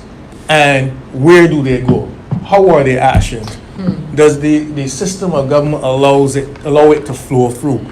And do you have the right PSs? And that's, to me, that's the major issue with this government. That is the issue with government. Listen, Yes, it's already lords. but no, not that. I ain't know, because I knew you before. You might not remember the first time we met. I got my files on you. Me? Yeah, nothing bad. We met at a party in 2011. Dr. Basil Springer. Facebook, I don't. No. Dr. Basil Springer. True Dr. Basil Springer. We met a long time ago. But the point is, around the time I met you. The columnist? Yeah, the Alright, we gotta get columnist. this off here because I don't remember that. No worry. Maybe my Basil wasn't doing my nothing. alter with you. ego is so big. No, Basil didn't do nothing. with It you. wasn't he Chinese girlfriend. Trust me, I will remember. but in all certainty, right? Around the time we met, this is the point I'm making. There was a big retirement or slew of retirements of probably the country's strongest set of PSs. You're talking like Michael King out of agriculture. We're talking about Juanita Torrentopoli, who I think is a consultant to this government, and she was within the Ministry of Finance. You had these strong PSs with a wealth of knowledge, and they were fast. I don't know if Owen had them skipping, right? But they were fast. I had the luxury of seeing a slew of them do their work their 2 final years. Like there was a slew of them that just exited, and since then, it might have been the case that maybe there wasn't no knowledge transfer. It might be the case that there is a lack of talent. I don't know. What about a lot But of see, political? That has affected us. Yeah, because you're saying okay. When this occurred, Jeremy? Huh? When this occurred? Between 2009 and 2011. You talk about years ago, but because I deal with a lot of permanent secretaries, I deal with a lot of civil servant workers, and you know I could take my licks as I don't care, but in dealing with them, I remember meeting with a permanent secretary one time, and she was in charge of a ministry that's supposed to look at growth, or let's say technology, or let me think, right? But she said, well, I trying to give her my innovative ideas of how to do things, and she was like, well, I still use a pager, so I don't even know what you're talking about. And I'm like, Wait, that was a couple of years ago. right? So I'm just saying. How long ago was this? Like how many hundreds of years ago? I mean, like less than what 2.5 years ago. But I'm just saying that you're offering an innovative idea as a young person, talking to a person that let me put it this way: if the person was willing to learn about what you are saying, it's fine. But the person had no interest at all because I no care. Well, let me make this point. But no, so I'm just saying is that we are stifled by the fact that a lot of times the PSs that are reaching the levels is because of years in the ministry and not necessarily that they're competent for the position. They may be political, they may be somewhat.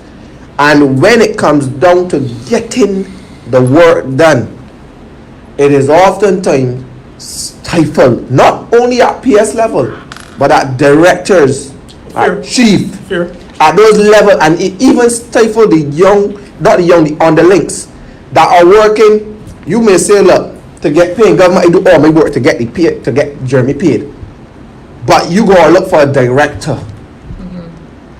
All right. Well, let me pay a thing first.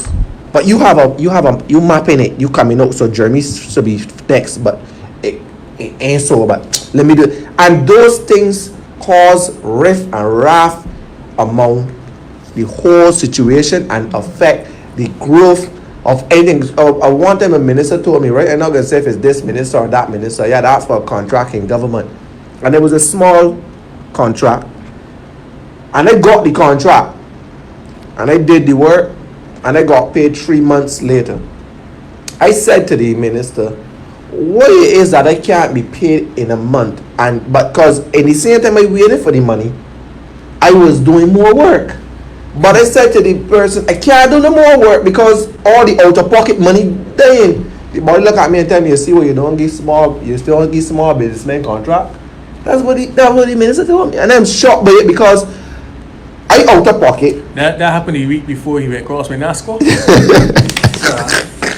Because I doing this work, but you're asking me to do more, and then, you know, they let you to work before you get paid. Pay the staff, pay everything, buy everything. But you, if you had $15,000, you owe the 15,000, and you don't even get back 5 yet to do another job, you know. And they look at you and tell you about that, what they don't get contract the small businessmen. Those things from those positions up, because the system stifle that small man. That's where you gotta get somebody who do got the millions that can afford to put the contract and wait for six. That should never be so. Cause me and you could grow in the same space. But these things, as it relates to positions of certain people in ministries, have stifled this country beyond, from political parties to political parties. That's why I love the American system, and I am for every major position in government being a contracted position. And if the administration left, you left with it too, or you left with it, the contract ran out. Yeah, no, I love so that.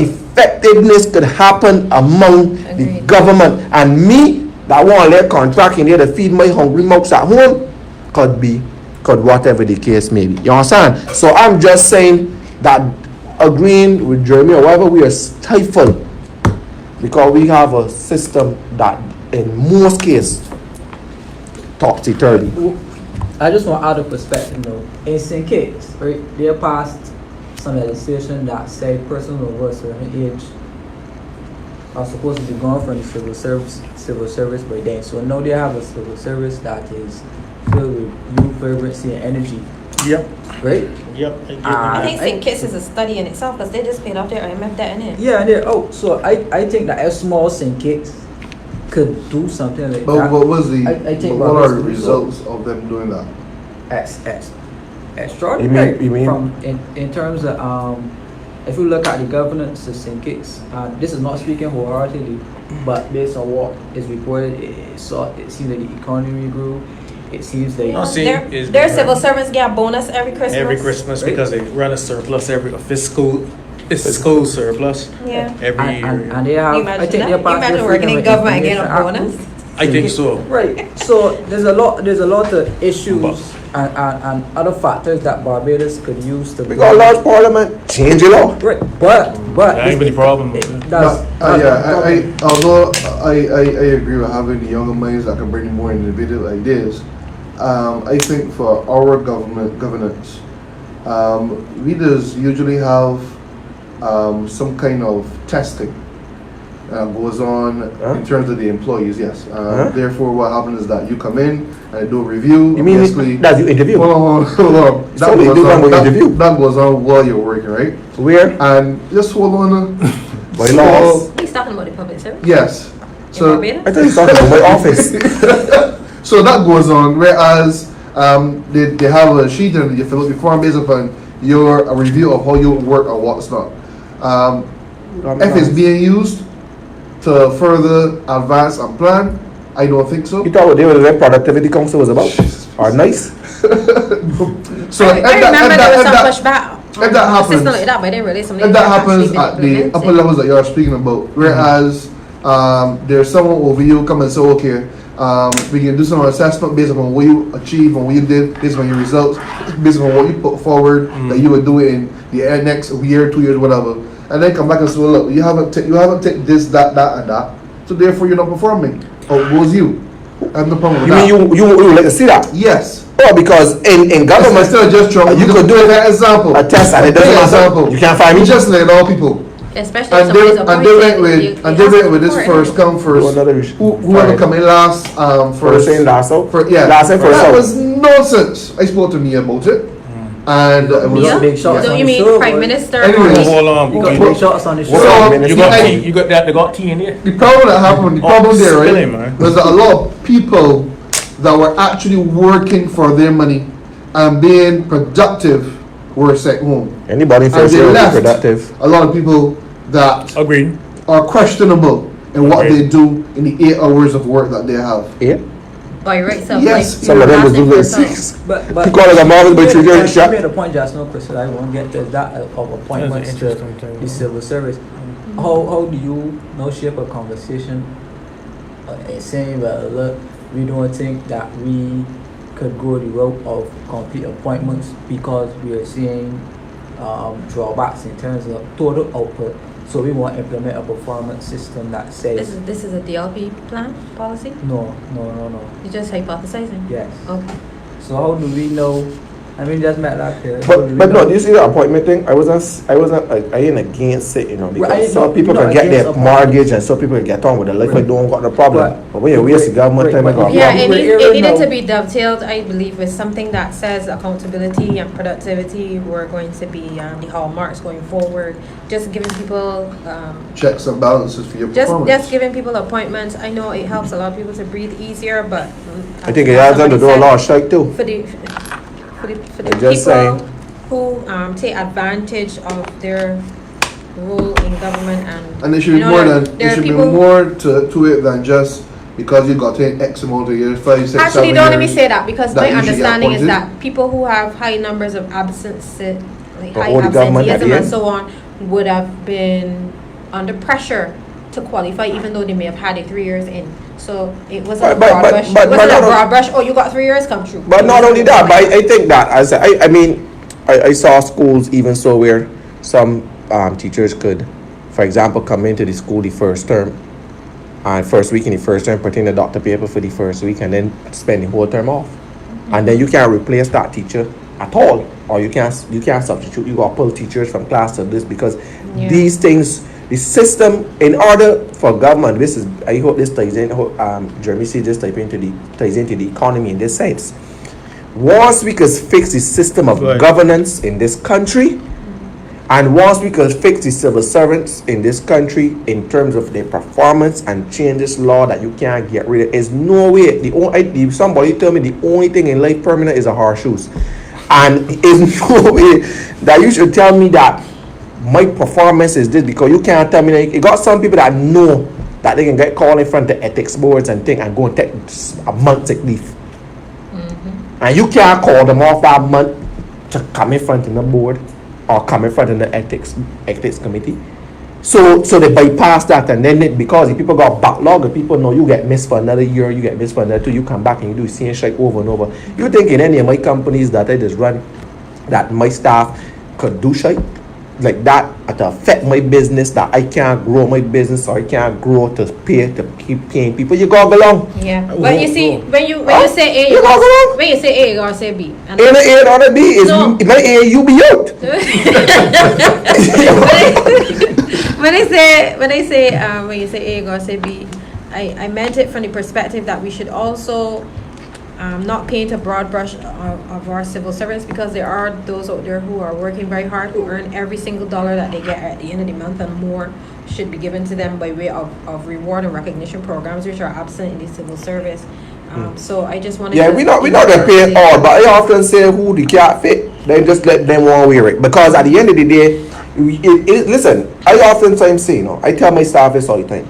If you go to you mess up in the Barbados Vegas and Barbados Alliance and Home and say sorry, the name has been changed. You mess up. It is a reflection on all we So when we say civil servant, to flip you side, these bad apples sometimes reflect the whole good brand. Well, we pay, like for example, we have homeless that line up here for feeding. People walk past and people will see them. All you gotta do is take one of them to behave like a fool. And everybody will say, you see them homeless, you see them prickle, you see them, because in most cases, well people are not intentionally painting everybody. You will get paint because of your association. And we do believe that people are doing good work. So let me add another view of when you say A, you gotta say B. People who act out like that in the public service are not necessarily just vindictive, disgusting people that just want to collect a paycheck and don't want to work for it. Sometimes the environment creates these types of people. And I mentioned just now the whole concept of reward and recognition as something that organizations use in the private sector to ensure that the motivation, intrinsic and extrinsic motivation of their staff is high, that they would then deliver above and beyond, and that the work environment is one that's positive.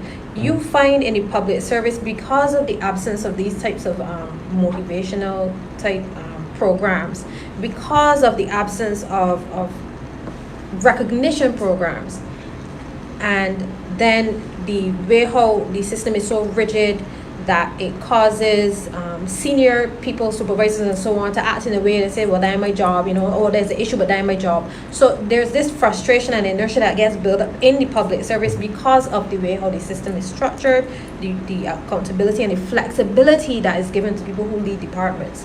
So out of that is almost like an implosive situation where then you have people who are frustrated. They come in, they say, well, I'm only doing this because I got to pay my mortgage, but I hate working here. And it's not necessarily their fault, because as a junior person, you can't control the atmosphere. But let me add something.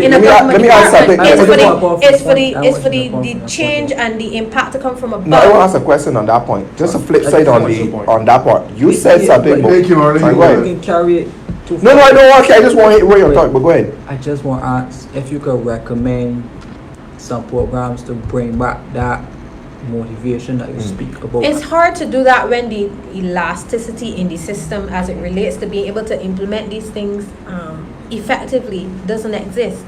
A lot of the problems that we have with the public service as it relates to culture stems from the way how the approval process, for example, works. So I'll give you a far out example.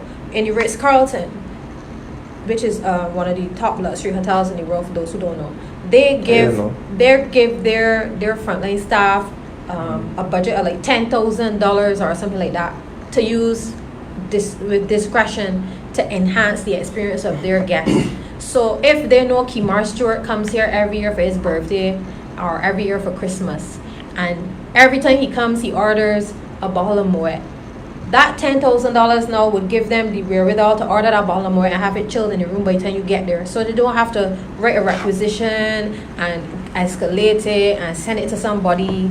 And then by way of Kimar coming back now and saying to the general manager, you know, he felt very accommodating and the experience here, you know, continues to blow him away and so on. Then that person now is eligible for things like a monthly award or actual reward by way of cash or a hotel stay at the Ritz in the Alps or whatever. And in so doing, you create an atmosphere that is mildly competitive, perhaps even extremely competitive, depending on the style of the leader of the organization, but ultimately one where people feel like their effort is valued, that they have the wherewithal to enhance and deliver a bespoke type experience to the people who they cater to. In our public service, on the other hand, there are statutory orders or standing orders. This has to happen this way. This person has to send it to this person. It has to go on this particular desk. And you find that folders, physical folders with printed paper will go from my desk to Kimar desk to even though I sit here and you sit there and Damani sit there, I can't just take it and put it on Damani desk.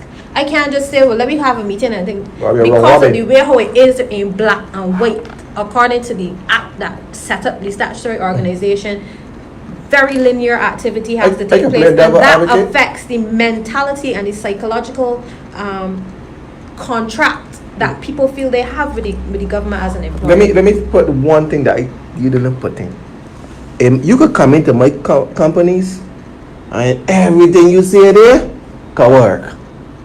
The problem with the civil servant here is that you got a big problem from that. Most persons, I using being far-fetched, cost me later, is a political appointee.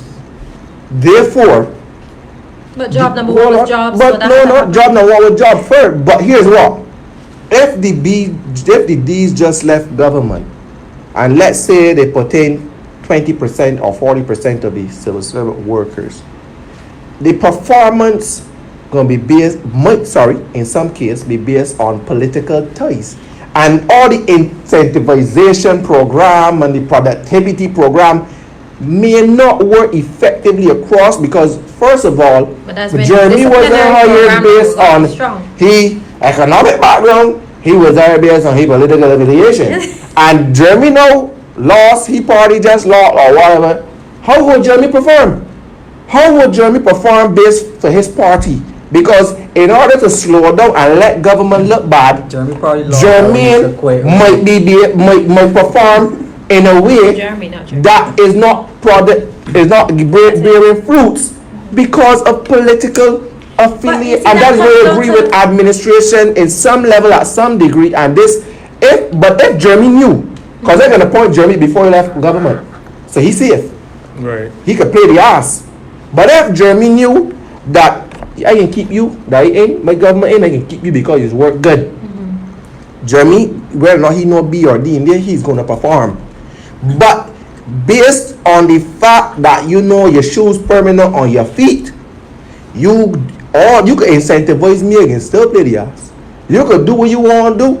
You could still do whatever. So because at the end of the day, you're not that you ain't gonna think your allegiance just lie somewhere else, and that is one of the main problems. Every system has loopholes. But that's the problem as a whole. People will find ways in which to maneuver and manipulate them. I think ultimately what you want is to make sure that from the head and all the way down, that the leadership style that is used is one that empowers people and motivates people. Let me pinch you because you're sleeping.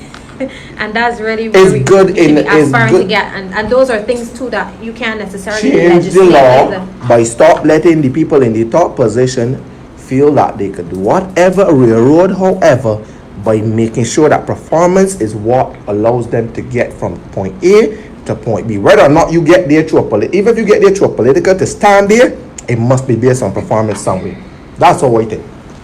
Right? In that case, we will go to get a separation at the level of minister and MP, because I think that is the cause of all the issues that we're speaking about. So, I see where you're going. Go ahead. If you are elected an MP, you sit in Parliament. So you get a cabinet seat at the Ministerial level. right based on the pleasure of the Prime Minister. Right? When you get put as a cabinet minister now, your job is to stay there and keep your seat at the same time. So if I am the Minister of Environment, I can hire all the people in my constituency and get them jobs, because you know that You gonna stay there. I gotta keep my seat. So people in my constituency gotta get work because family needs to be fed, whatever, and I can guarantee my thing next time around. Right? Comments reminded me of Dennis Lowe. I think that's a velvet wall, though. Yeah, in a situation where now I operating from a political perspective where I can ram up the ministry with my people experience or not, So if you get shift, right? Even if I get shift, you can't necessarily another ministry Robert. not a ram up too, so that I just show you where the shortfalls are. So I am thinking of from a political perspective as opposed to an executive perspective where my sole responsibility is cabinet. Consistency. Right? So, wait. I got a bit wrong. Go ahead. Right. So what I am saying is, I prefer a situation where there are some reduced powers as it relates to the ability to hire persons in the civil service, and to go a bit further, I think that I left out, but I got a little bit. Just before you add, right? Go ahead, go ahead. I just want to say though, is that what you're suggesting is so all well and good, Okay, what? but to have a minister in government throw out the idea, because that's throwing out the whole idea that I can't get people from my constituency into jobs which would benefit me by Re-election. having me there for another election, or sorry, winning the next election, is very far-fetched. Which ministers do you know that will vote for that? B, D, or even UPP, and that will become law. I don't think. I don't think that will happen in Barbados. But that's the problem there. You got persons who making the laws that got a vested interest in keeping the laws as they are. Let me give an example here. Hold on. Recently, I sent a letter to a minister to highlight a concern that impacted their ministry. When I followed up with the minister, I was told that the letter was passed on to another minister. Shaking my head. Today, the issue even resolved. You would say something different. No, I was saying with Kimar, I get. Sure. No, I know. I just was trying to find a smarter way to say it. But I had a You gotta brain be freeze. careful. No, I had a brain freeze there. Right. I mean, you want with the glasses there. Right. It happens when you think of people that wear blue. Oh my God. Not saying that you, not meaning you, but Well, See why is red black white on this show? it's independent. You want to say independence? Colorism and all kind of things. That's one time the lines will cross. Boy. Oh, wear my blue, I drive a blue car. Sure. I could as well be in DLB. Because you know that's what you're trying to hit at. no, I mean you know, But no, sorry. It's all good banter for me. But no, I get the system Keepmar is talking about, and I agree with it. Don't get me wrong. However, the reason that you're talking about has a velvet wall. There's nothing stopping an MP from corrupting, and I use the word corrupting, a minister. Right? So, like, when you create a system like that, then you need to look at the next level, campaign financing. Oh jeez, we could have a whole show about that. That's what I'm saying. But no, To so me- like it's a to me- systemic issue. To me, huh? that's like the hub. Yeah. That's like Campaign the hub. financing. Well, once you start to break it down, all roads lead back to campaign financing. Campaign Oh. financing. about the elections. And elections Campaign financing. can't happen unless they're financed. Campaign financing is the fundamental issue for me, and it links very much to how the economy is set up. Those who, I mean, look, one of the things I tried to push last election, outside of the fact that I honestly thought it would have been bad for us not to have an opposition, and you know, there's different varying views on that, no, right? Outside of that, I was trying to tell people, So you got one now. Hmm? You got one now. I'm not talking about. You know I'm talking about. No. Well. You said that you was bad at how it was. But no, but for a few months or a few weeks, you did not have an official opposition. So I mean, leading up to that point, it was clear as day for me that there was going to be at least only one seat. Clear as I was day. hoping 7. I was thinking 7. I had a bet that was 4, but my worst case was 1. I didn't expect St. John to go down, although I was hearing things. But that's another story for another day. St. John did it dirty. Yeah, but my point being, right, is that even though I didn't expect that there would have been some opposition, or that the opposition would have been swept up, my view was that it was important in the last election, more important than ever, that citizens actually got into their own form of campaign financing. Almost the Americans, where if you had something, put it in that politician and make him accountable to you more than just empty promises. Number one, the reason why was that I also thought that would have stopped the allegations in terms of, no, I ain't saying vote bank, because that's a word that I could get charged for. Not. I am going to say, what's called them, no bagmen, right? Bagmen getting wrong, whatever the case may be. I thought so, but on top of that, ministers respond to, and this is my view, you see campaign financing, and you see it, and this is from the time of Barrow, you see it in terms of where the work goes. It doesn't even have anything to do with skills. It simply comes down to where the work goes. Now, I'm not trying to say there's a clear line between who supported a future minister and who gets the work, but who may have the means to do so oftentimes gets the work. And where I became very strong in that belief was when there were people who could jump between both parties. But yet somebody like me that is very independent will get his throat cut and can't get a little pick. Think about that for a moment. And indelibly, then that would always mean that whatever that person wants that can benefit them, no matter the system you set up, there will be some way that can pass through. And it then feeds into the problems. Government being slow creates a business for businesses. If government was a better manager of its resources, it would not have to with MTW. Not only that, it would have MTW, I wouldn't have to be paying certain people to build roads. Or pick up garbage. Or to pick up garbage. If it was effective, so like this is something to teach you in macro from the beginning. Right? System failure Shit would have been can benefit some people. And indelibly it is linked in my mind to campaign financing. So no matter what we say here today, in terms of any issue, anything like I talk about now today, like kill tourism. Tourism got one of the biggest campaign financing vehicles out there. Think about it. Who benefits from the 100 million that is spent in marketing when they should be pulling from their own pockets and marketing?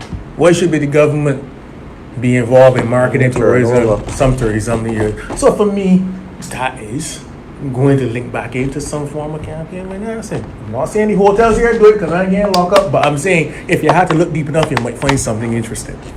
So if I can talk about kill tourism, it ain't gonna happen. It ain't gonna happen. It's just me having visual thinking. I'm quite sure, however, if some rich, wealthy person with an interest in logistics comes here and might and things a few ministers, that port would change overnight. Quite sure. So, like, that is the issue fundamentally. The system is rotten to its core. This is why you can't be a politician. I won't get voted in. I would upset the apple cart. But the point being is that fundamentally undermines the economy. This is why I've consistently been able to say that thing ain't gonna work in time. Because the one thing they're assuming in their projections is that the government works without special interests at hand. And if there's special interests at hand, it retards the progress for all. And that's it. Like that's economics 101. I ain't gonna tell nobody anything else. Just in our last 7 minutes, Jeremy, just touch on this thing with the NIS and the $4 billion in reserve, and we hear the QC Leslie Hayes, who's the chairman of NIS, talk about $4 billion in reserve. This whole $4 billion he can roll over for 2 more years to bail people out of the financial burden, and this whole thing of hotels hotels refusing to pay people and saying go to NIS for your 75% and severance and government trying to recuperate. I don't know how government can recuperate NAS from people that they still can't even Ain't recuperate working. it. thing. But yeah, but if they were in recuperate anytime, but plenty of them recuperate anytime, I think. But that's the problem. You always got to ask yourself of what composition are reserves. Reserves are a beautiful Word. word. That means some illiquid assets, relatively illiquid assets, and very liquid assets. In other words, you can get some cash out of it, or maybe you might go pawn something or sell something and get money down the line. So when you had, was dangerous. This is one of the reasons why I didn't necessarily like. More recently, not the boss. Sorry guys, program, excuse yeah. me. But why I didn't like the BERT program so much, and it was because it created a vulnerability where now the NAS, as much as they're talking about reserves, pretty much would have had an issue keeping up enough money or having enough money for times like this. All right, pretty much the NAS would have been. The NAS was third to the banks and insurance companies in this country in terms of what held government debt, short-term paper, during the time of dips, which meant that the NAS pretty much was restructured to a great deal, I believe. I could be wrong, but as far as I'm concerned, they were restructured, which means they're holding bonds which may be worth X, but the liquidity with them is very long in coming. It can And take that's why years they to get talk them. about recapitalizing the NAS. Correct. Which then comes down to borrowing money and putting more debt on the NAS, and what your creditors then would. Same issue. And the creditors pretty much in this environment can retard, sorry to use that word, how easy you should be able to utilize that money. So when I hear people talking about 4 billion again, that's a comfort thing. It is all about what comprises that 4 billion. How much of it is liquid and can move today? How much of it is slightly liquid and can be moved tomorrow? How much of it is not as liquid and you could expect to utilize those funds down the road? If I heard the QC make that statement, I would be more at ease, but I'm even more skeptical now that, number one, it wasn't broken now. How much of it can you liquidate today? How much of it do you expect can then come back into top up the NAS down the line? Should you give that money, would it result in jobs? Do you believe so? Have you sought the advice of not actuaries, because an actuary is not the best person to predict how an economy is going? I would even say not even an economist. You want finance people to be involved in that and to figure out fundamentally how soon the multiplier effect, as you spoke to earlier, Crystal. Thanks again. How soon? Well, we saw where that led to 10 years, or 9 years to be exact. Let me not tell lies on the goodly gentleman. Right, but the point being is, like, you want to know how long or how effective the multiplier effect would be. So I wasn't comforted by hearing that it was 4 billion, because to me that's like the consolidated fund. It makes no sense telling me it wasn't the consolidated fund when it is all compromised, right? So like, it didn't leave me with any comfort. The question is, when can that money be deployed? How it would be deployed? That's more fundamental for me as an economist. Now, for a poor person or a person who may not have that technical knowledge, yeah, maybe it will offer you some comfort. But I remember that the NAS was even more capitalized. When was it that I had that issue? 5 years ago. And yet people had to wait months before they could have gotten their payments. I know we're coming down to the end of the show, Sorry. so I want to make my last comment, or at least... Sorry. Are you sure tonight? Huh? Are you sure tonight? No. You had me all to yourself. You realize it? Nah. That way it's treatment. Think I'm on. Listen, But for my parting comment, I want to say that on the heels of all of those very strong and very true analytical points that you made, Jeremy, that Barbados as a developing country is no different from many of our Caribbean brothers and sisters and other former colonies around the world, and the use of the IMF as a crutch, so to speak, has become a model for us in post-independence financial strategy approach perspective. And I feel as though that the future governments and perhaps those of us at the table who have those aspirations will need to then Vote for me, vote for me. yeah, Kimar for Prime Minister. We really will need to look at how we can find creative and new ways within which to move beyond just being a developing country that's riddled with debt to a new profile that speaks to our place within the world. And I think Singapore has been used ad nauseum as an example of how a developing country can transition. And not to say that their model is one that we should emulate in specificity, but certainly it is something that we should aspire to by way of moving our people from being seen as the handout requiring nations of the world. I mean, even now, I really am pleased to see the lobby that Barbados has started or joined, perhaps, as it relates to making sure that in this Iowa, where we have climate change affecting things like our road repairs and so on, that we're looking to see how we can get some climate change styled debt conditions for us, and adding clauses to our international loans and so on. Agreed. That insulate us from when hurricanes and so on hit us. Those were genius moves. Even as we do those things, I feel like ultimately there is a quantum leap that needs to happen so that we can finally be not developing anymore but developed.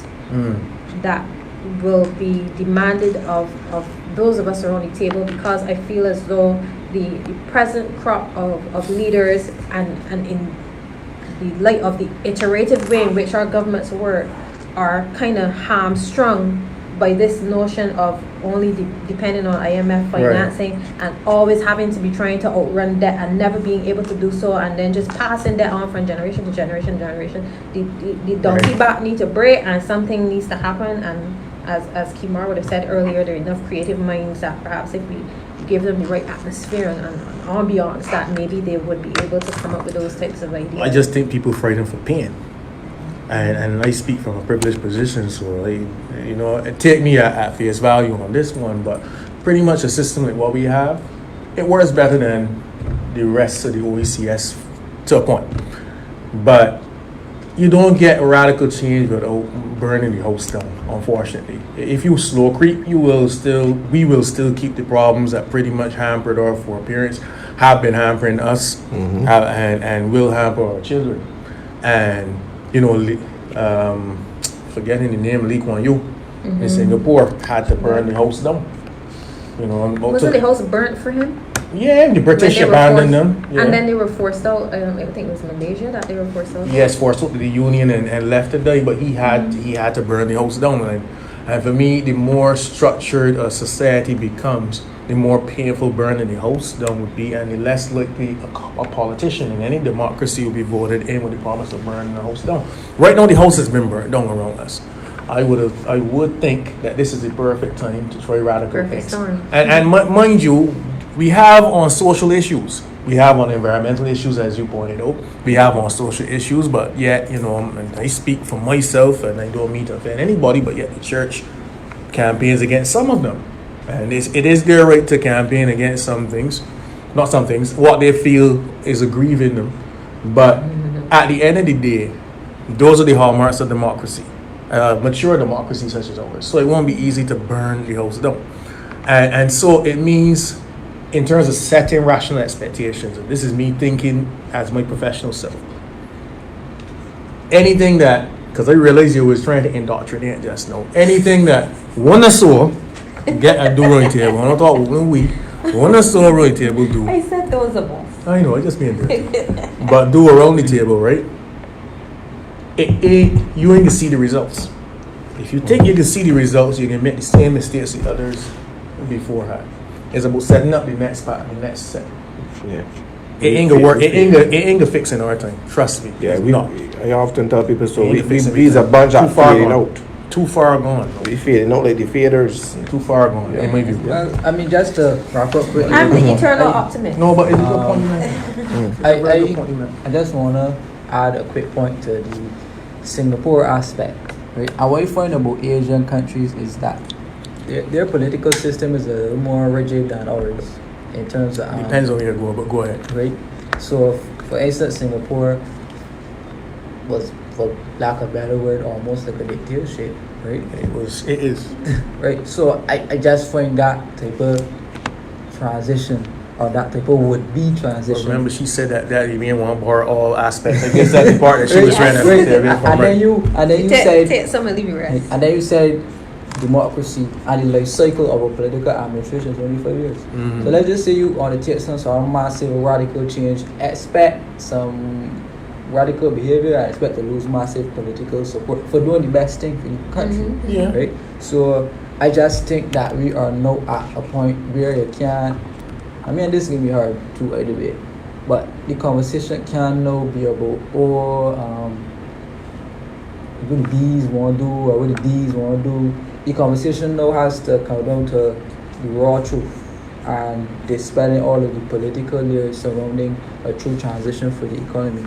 So I remember when Arthur had what we call like a national strategic development plan also, right? So coming out of this whole COVID experience, I would honestly like to see a national development plan similarly, which would incorporate all of the new ideas that come up from the different, because we had a lot of forums realistically, we should be talking right now. So getting past all of the talk and actually implementing some of these brilliant This where the money would jump in and say, well, there's too much things for me to fix the plan. All the plans there. All the plans there. You're going to want energy. Energy. When I want energy. Think That's it- the only thing missing. If Some you go out Lucozade, there and Clark and them there, Some Powerade, Gatorade. Gatorade, I get it. you want energy. Gatorade. You want people that ain't gonna sleep on this here and they can motivate. But that's what we're saying. There's a lot To of me, people. that's energy. There's a lot of people out We there, got but all they the got plans. to they got to All give the people a plans there. chance. All Give the the plans people a there. chance, and we can get things that you think that you should be scraping to find people to. And you talk about statistics earlier. There's so much statistics that NGOs have that they've collected that could help things. So I think that we can see we got the plans, as you say. Get the right people in the room. If we could close on those. You don't ever close on that. Oh, you don't close, man? Unless somebody just saying he's rebut. He don't close. Well, he's been Easy whip. he been muted on first name basis, people. Yeah, he found me to Mitchell. I'm sorry. Sorry. But yeah, today was a very quiet yet informative, and yet someone posted said they enjoyed the show today. So we thank you for your keen in. Tuning in. Jeremy, we want to thank you for being on the show. We were trying to get you for a while. I'm afraid for Crystal. We're friends with Crystal. Look, I can't decide she looked better on TV or that stuff. You know. I can't decide. Are you trying to be who? Me? You trying- Got You facial ain't beauty or nah, ain't that good tear the part people last he lets you take it. Yeah, You but- scrutinize me. You know we black I and like these being days. undressed, but not in front of everybody. You're wrong, bro. You want black and these? You want black and these now? Politics is war, right, Kimar? It is. Yeah. It is. It is. Thank you, Mars. I know you make Kimar, so that's why I asked for you. Very large. I fight this on ongoing wars at the moment. You know how it is. Oh, you back, bro. Listen, Yeah. I tell you, I as never burn up for this board. Jeremy said, you gotta burn the house down. Like Neutron Jack.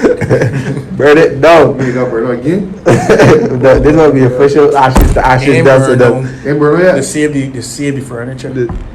You want everything Wanna gone. save the furniture. Don't worry. That gonna burn them too. I hear the gun. And the other is one thing that they save is the coverage part every ass to sit. I don't know how to save that part of the furniture. But first, we want to thank you. We want to ask you to like the page, follow us on Facebook. We're going to be back out for a while, and we're going to be discussing a number of topics. So we want to ask you to like here. If anyone on here is from the NGO sector, there's an event coming off tomorrow at the Hilton, which is going to be looking is NGO consultation seminar, which is going to be looking at a number of NGOs speaking on topics that have been affecting the industry, the sector, and building out on a number of things like effectiveness in government, partnership in government. We have the Honorable Santia Bradshaw, who has been deputized by the Prime Minister to be there, and a number of other key speakers. I will be one of the speakers, including Pip Charles from the Sandy Lane, Fabiana from Aspire, Miss Marcia Brandon from Bango. So it's going to be if you want to attend, just reach out to the Barbados NGO Network on Facebook or send us an email at Barbados NNN@gmail.com, and we will reserve you a seat because we have to follow all the protocols as it relates to COVID. But we want to thank each and every one of you for tuning in, for continuing keeping the show a success. We were very steady tonight with high numbers, obviously Jeremy and all his followers. Yeah. So we want to thank everybody for coming. Jeremy, special thank to you again. I would love to see those videos start back again, Jeremy. The beard just blocked the video, but I can still listen to you. Perhaps if there's any way that you can listen to the event you spoke about. It's not a live event, but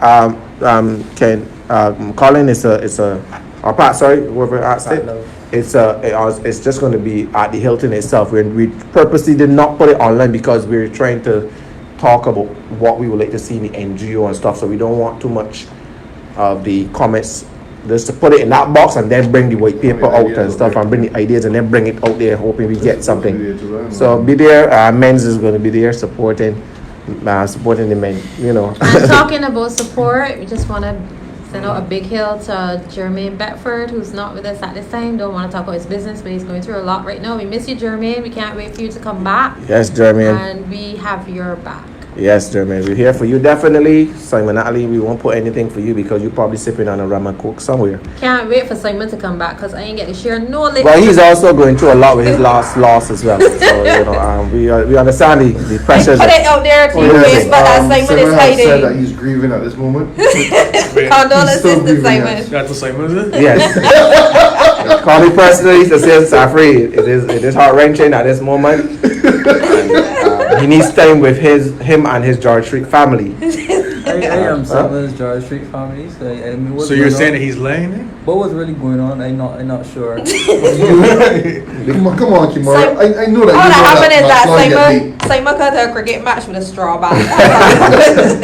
Kimura, you did not show up to much of those matches, and unlike players that say, I didn't play, so I don't know how it feels. You ever hear a thespian stutter? I never hear it to that nigga. She about hit beating the man about his stutter is so bad. So this man really on stage. I like Simon's confidence, though, the ability to combat that pressure. Woo, Simon got to take a. About. Yeah. No, you good with you is. Trust me. Let's say what Simon is. And they want that type No, of confidence. He didn't have confidence, he was just shouting. He was just shouting. He was just And to shouting. be raw and strong. I actually had a good test with ears, but he was shouting. He had confidence. Confidence, he can't come for sure. Lacking confidence. But everybody, we want to thank you. Tune in again next week, Tuesday. Jeremy, again, thank you for a robust conversation. And we hope to have you again on the show. And everyone, just thank you again. Like the page, don't go without liking the debrief. And let us reach more people with our conversation. Thank you very much again. God bless. Keep COVID free and follow the protocols as always. Have a good